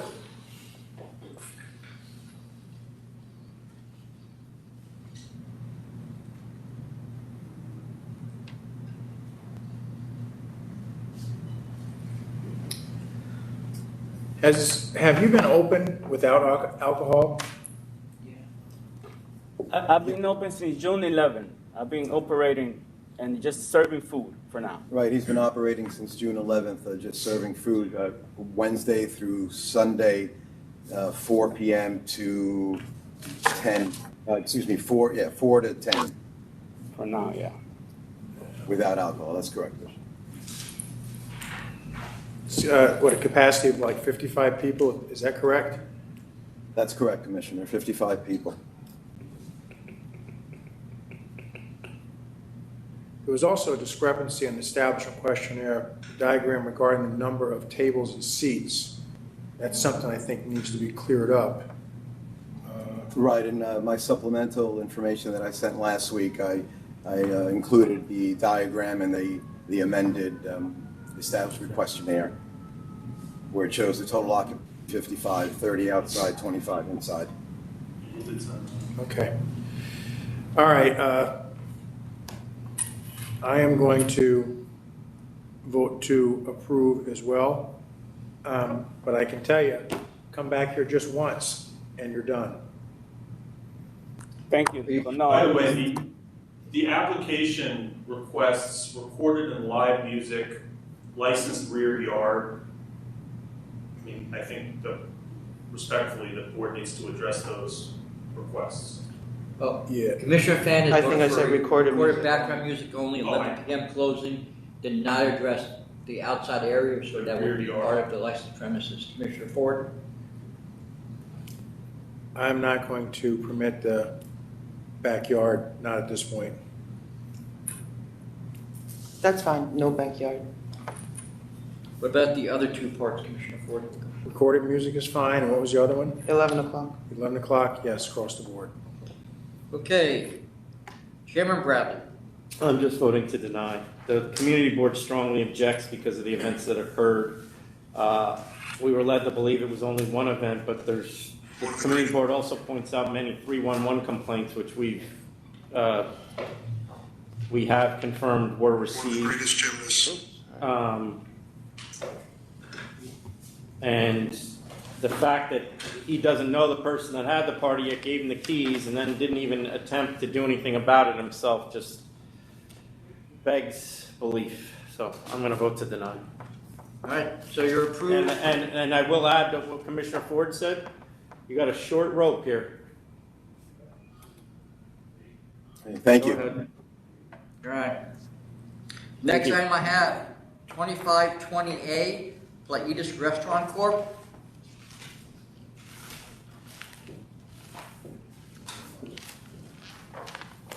Hi, good afternoon. My name is Eddie Estrella. I am the accountant. Unfortunately, my client is away and due to COVID was not able to attend today. He sent Is he sick with COVID? What do you mean? Is he sick with COVID? He's currently in El Salvador, so he was supposed to get back on the 5th. So he had to change his flight, and he's back today, later today. Do you want me to keep taking it, or are you requesting an adjournment? I would request an adjournment so he could be here and meet with the board, because it's a reconsideration. Would he be here in 2 weeks, or do we need to go to October? He's gonna be in today. I have his flight, he's gonna be here like around 4 o'clock. Couldn't make Okay, it. September 29. Okay, is that okay? Yep. Yes. All right, September 29th. Thank you. Jonathan, are you still there? Yes, I would. Okay, anybody else there? No, no one else. All right, you can turn off and go take care of your son, okay? Thank you. Thanks for your help. Go take care of what? Bye, Jonathan. He was leaving at 2. All right, we ready to proceed with the rest of the calendar? Yes. Does it matter that there's no video? there? No, that's just what you're seeing? Okay, so anybody watching, you're seeing the participants. The only participants right now are you and us. If you want to see yourself. No, we don't need to, I just want to make sure we There you weren't. go. Okay. Okay? No, I don't want to see. I was just trying to avoid a. Yeah. Fortunately for the public, no one has seen me during the entire meeting. In years. That is so not fair. You are heard though. That is so not fair. All right, are we ready? Yes. 2429. I'll accept. Commissioner Ford? With the letter of support from Kirkland Police Chief, I would reduce to 3,000. Chairman Bradley? I'll accept. 2430, a $10,000 offer. Actually, it's not an offer, it's a proposed stipulation that council's office would like you to sign off on. Yeah, for the record, we're asking you to approve a stipulation for a $10,000 civil penalty on a late renewal. Great, sounds good. I accept. Commissioner Ford? Accept. Chairman Bradley? Accept. 2431, offer cancellation and civil penalty. Cancellation and civil penalty. Accept. Chairman Bradley? Accept. 2432, cancellation and bond claim. Cancel and bond. Commissioner Ford? Accept. Chairman Bradley? Accept. 2433, $2,000. This is 15, I'm gonna have 1,500. Commissioner Ford? I don't know, 6 to 7 people inside. I'm going to accept. Chairman Bradley? 1,500. 2434, $1,500. I'll take 15. Commissioner Ford? Accept. Chairman Bradley? Accept. 2436, $2,000. I'll go to 1,500. Commissioner Ford? I'll do 1,500. Chairman Bradley? 1,500. 2437, cancellation and bond claim. Cancel and bond. Commissioner Ford? Cancel and bond. Chairman Bradley? Cancel and bond. 2438, cancellation and bond claim. Cancel and bond. Commissioner Ford? Cancel and bond. Chairman Bradley? Cancel and bond. 2439, $7,000. I'll take 7,000. Commissioner Ford? Accept. Chairman Bradley? Accept. 2440, $1,500. Take 15. Commissioner Ford? 15, accept. Chairman Bradley? Accept. 2441, $1,500. I'll take 15. Commissioner Ford? 15, accept. Chairman Bradley? Accept. 2442, $1,000. I'm gonna go to 1,500. Commissioner Ford? 1,500. Chairman Bradley? I'd stick at 1,000. 2443, cancellation of bond claim. Cancel and bond. Commissioner Ford? Cancel and bond. Chairman Bradley? Cancel and bond. 2444, $750. I'll accept 750. Commissioner Ford? I would go with letter of warning. Chairman Bradley? That's gonna stop doing this to me. Got to wait for us. Here, you want the, Patron got up and danced with another patron, immediately told to stop and sit down by the licensee when advised of the here, Jim. investigation.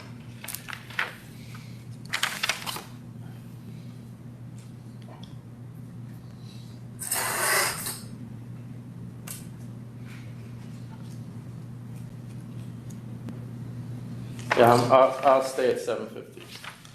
2445 and 46, $3,500. 3,500, accept. Commissioner Ford? Accept, 3,500. Chairman Bradley? Accept. 2447, $1,500. I would accept 15. Commissioner Ford? Accept. Chairman Bradley? Accept.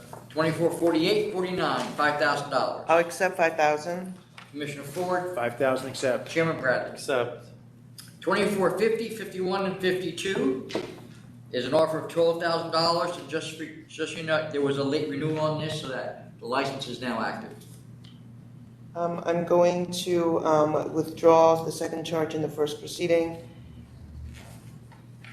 And I think I'm at 8,000. Commissioner Ford?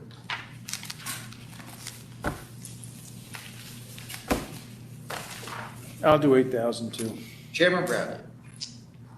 Withdraw charge 1, 8,000. Charge 2. Charge 2, I'm sorry, in the first proceeding, right? Right. 2453, cancel and bond claim. Cancel and bond. Commissioner Ford. Accept, cancel and bond. Chairman Bradley. Cancel and bond. 2454, $6,500. $6,500, accept. Commissioner Ford. Accept. Chairman Bradley. Accept. 2455 and 56, a $15,000 offer. $15,000, accept. Commissioner Ford. 15,000 And accept. Chairman Bradley. Accept. 2457, $1,500. I'm gonna go to $750 just for the effort. Commissioner Ford. This is 2457? Yes, sir.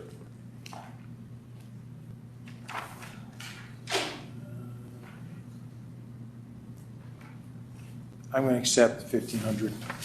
Chairman Bradley. I'm going to accept 15 as well. 2458 and 2501, $15,000. I'll take $15,000. Commissioner Ford. Accept. Chairman Bradley. Accept. 2459, a request for reconsideration. This is okay to vacate the default and go back to counsel's office? Yeah. Yes. Chairman Bradley. Send, yes, I'll grant recon, send it back to council. 2460, a $7,500 offer.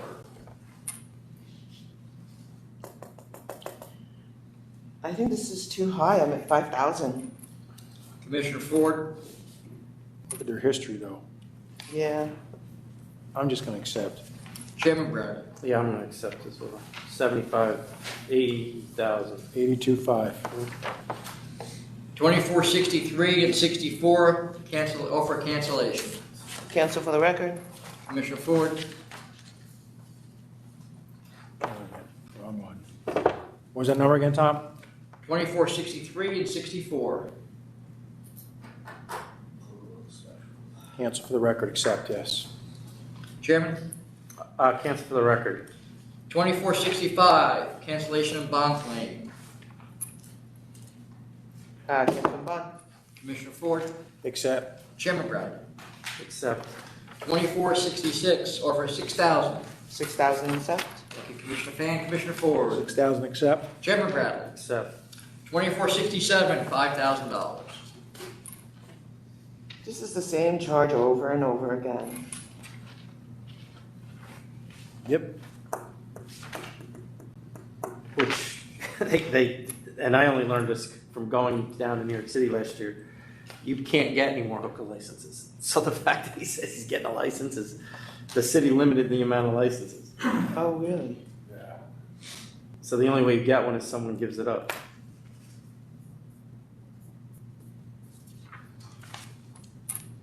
I'm gonna go to 9,000. Commissioner Ford.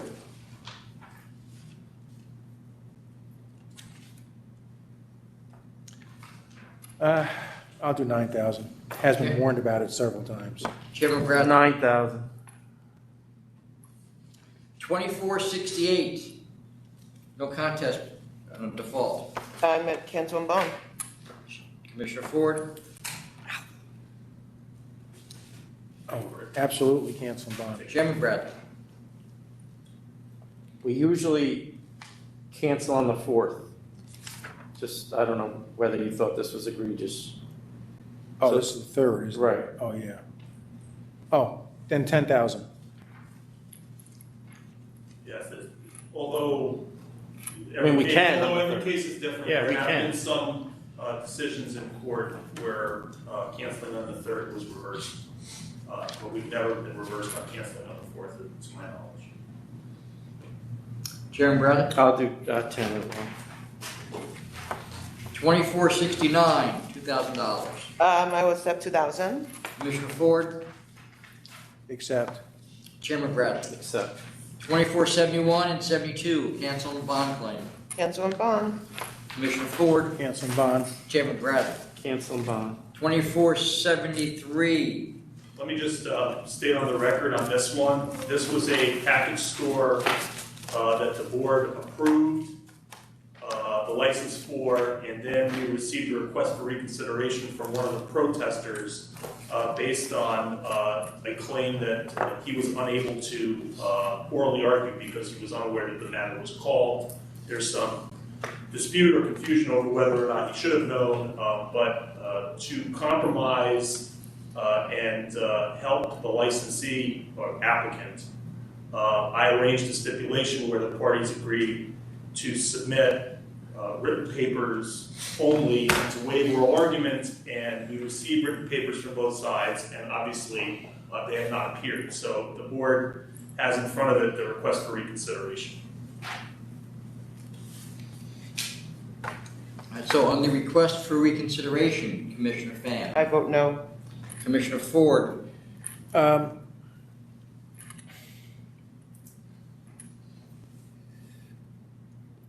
going to vote no as well. Chairman Brad. Yeah, I read all the submissions, and I had read this protester's submission prior to voting for the license last time, and that and its current submission did not affect my vote, so I'm going to vote no to recon. 2474, $1,500. I'll take 1,500. Commissioner Ford. 1,500 accept. Chairman Brad. Accept. 2475 and 76, $10,000. 10,000. Commissioner Ford. 10,000 accept. And Chairman Brad. 10,000. 2478 and 79, $5,000. I'll take 5,000. Commissioner Ford. I'll accept. Chairman Brad. I'll accept. 2480, $1,000.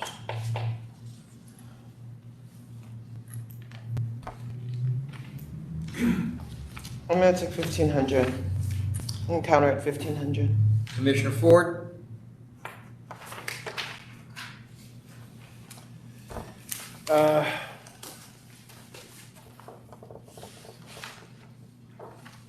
$1,500.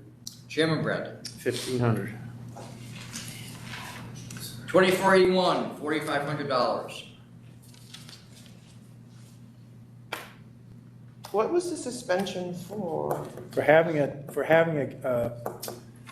Did a pool, who was going to get shot? in New York City and Chicago. The that numbers, weekend. the shootings on a weekend. Oh. I mean, the real crime here is people getting shot, in my opinion.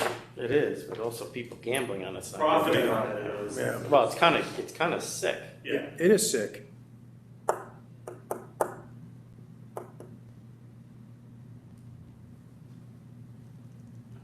It's going to the police. The money was going to the police. I don't think it originally was it? I don't know. I don't mean. Yeah. I'll take 4,500. Commissioner Ford. I'll accept. Chairman Brad. I'll accept. 2487, $1,500. I'll accept. Commissioner Ford. What numbers again, Tom? Sorry. 2487. Oh, yeah. Skipped over. Wish I had a whole bunch of licensing. Accept.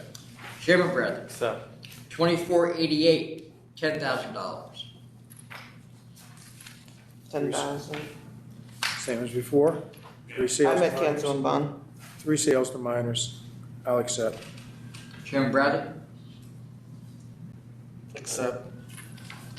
2489 and 93, $2,500. 25. Commissioner Ford.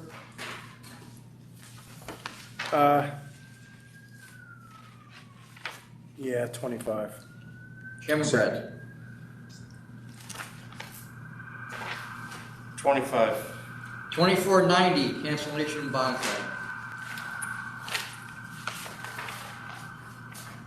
So what happened here? How come the letter says 15,000 and then 4 days later they send in an CNC for 20,000? We're on 90. Oh, sorry. Cancel and bond. Commissioner Ford. Accept. Chairman Brad. I'll accept. 2491, offer $20,000. Yeah, and with respect to your question, Commissioner Fan, there is an inconsistency between the attachment and a cover letter, but the cover letter is dated more recently, so I believe we can accept it. And if for some reason the licensee wants to claim that they only offer 15,000, they can ask for reconsideration, but at least we can dispose of the matter. Okay, I would accept 20,000. Chairman Bradley. I'll accept. 2492, $10,000.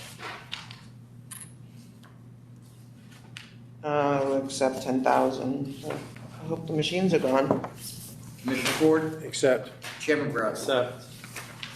2494, $3,000. 3,000 accept. Commissioner Ford, 3,000 accept. Chairman Bradley. Accept. 2495, $10,000. I really wasn't prepared to accept this one.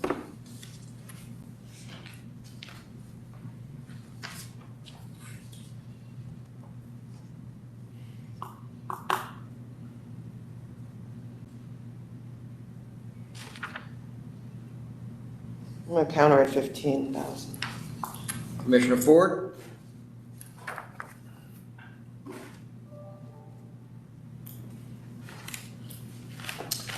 I was at accept. Chairman Bradley. I was at cancel. I'll go to 15. I'll do 15 as well. Let's make it unanimous. Yeah, I'm almost at All cancel. right then, 2496, cancel and bond claim. Cancel and bond.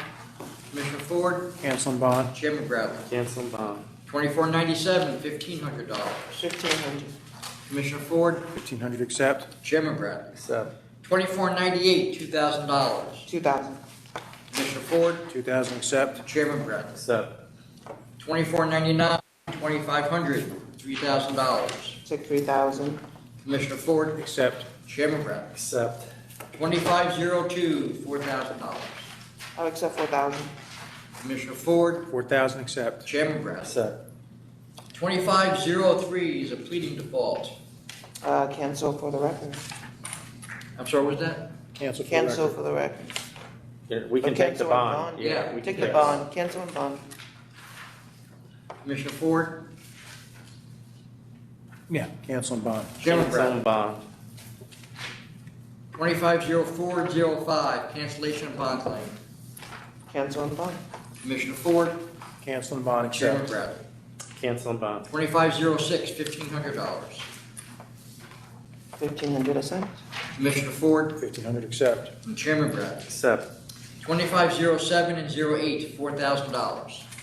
4,000 accept. Commissioner Ford, 4,000 accept. Chairman Bradley. Accept. 2509 and 2510, $8,000. 8,000 accept. Commissioner Ford, 8,000 accept. Chairman Bradley. Accept. 2511, $3,000. 3,000 accept. Commissioner Ford, 3,000 accept. Chairman Bradley. Accept. 2512, $3,000. 3,000 accept. Commissioner Ford, 3,000 accept. Chairman Bradley. Accept. 2513, $1,500. I'm at 15. Commissioner Ford, 1,500 accept. Chairman Bradley. Accept. 2514 is a pleading default. Third. I hate to do this. I'm at 17.5. Commissioner Ford, It's the one they haven't paid, right? 35. Yeah, but that may be because they haven't received the Oh. bill yet. That's right. In this case, the first charge that's before you was, they had 20.4 cartons at a time when they had already been suspended based on, was number one, the address history. And then the second charge is 2 cartons a year later, and they were still on suspension from the prior cases. Yeah, I'm a cancel and bond. Chairman Bradley. I'm a cancel and bond too. 2515, I'm gonna request that you send this back to us because, the note is that, about withdrawing the second charge, and it's not clear to me whether the offer was made as to both charges or one charge, and I actually think the second charge is a proper charge, so we're gonna take it back if you will send it back to us. You got it. Commissioner Fan, Yep, that's fine. Commissioner, Chairman Bradley. Yes. 2516 and 17, $3,000. 3,000 accept. Commissioner Ford, 3,000 accept. Chairman Bradley. Accept. 2519, $1,500. I'll take 1,500. Commissioner Ford, 1,500 accept. Chairman Bradley. 1,500. 2520, $1,500. 1,500 accept. Commissioner Ford? 1500 accept. Chairman Bradley? Accept. All right, 2520C, yesterday, late yesterday, I think it was, I got an email from the attorney indicating that they are withdrawing this application. Wait, which one? 2520C. The 12% rule. Licensing matter, it was Lil Penn. They had 12% in the lease. And he told us that Oh, right. the landlord wouldn't change it. We routinely disapprove their applications. Oh, they do that on every lease? Yeah, that's probably the fourth one that you just came for. It has to do with the landlord, or it has to do with the plan? It's their business model. No, so he was blaming it on the landlord when he was here, saying he wouldn't accept it. They've done it with numerous landlords. Ah, so they're the ones It's doing their it. business. Yeah. They're trying to make the landlord take some of the risk. All right, next item, 2520D.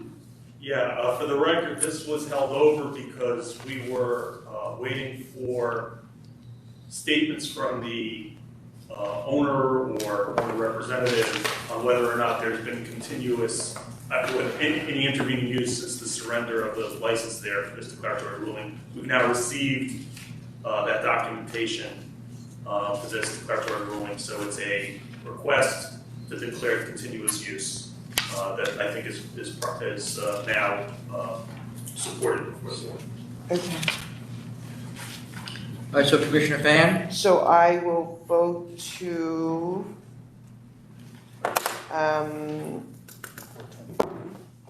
determine that this space has been continually licensed for purpose of grandfathering in the exception to the 500-foot law. Commissioner Ford? Give me just a second, something. Tap that on me over here. 2520D. Yes.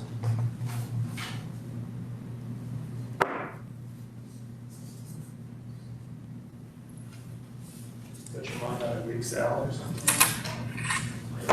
Yesterday, I forgot to eat it. You bought lunch yesterday and forgot to eat it? I don't think I How the hell is that? How does that? Sometimes, you know. Did you buy it at lunch or did you buy it like when you came in the morning? I bought it at lunch. Just put it aside and just got And it's still sitting there? 1 second, I'm getting there. Yeah, I wish I could. That would be a good way to skip meals. That doesn't sound very healthy, Adam. What, the wrap? No, just buying lunch and forgetting to eat it. That's too much. So Tom, what is your It shouldn't be like that. termination, not Tom, Gary, your- Whatever my name is. yeah, what's his name? They've now supported the fact that they included in their request Okay. that there's been no intervening use. So we have traditionally approved these on this record. Then I approve as being. Continuous. I do as well. Yeah. All right, the next item, 2520H, offer cancellation and bond claim. I'll accept cancel and bond. Commissioner Ford? Accept. Chairman Bradley? Accept. Next item, 2520I, proposed changes to the brand label advisory. Yeah, for the record, this is the only change in the advisory, other than some typos that have been cleaned up, is the removal of a reference that had just recently been added that allowed, for particular applicants, the use of a TTB certified chemist for their application. We are proposing that that change be made. And just so the record is clear, we're still requiring the analysis to be done. We're just taking away that option that is done by the TTB analysis. Correct. Excuse me. And that was at the direction of the TTB. At the direction of the TTB, correct. All right, Commissioner Fan?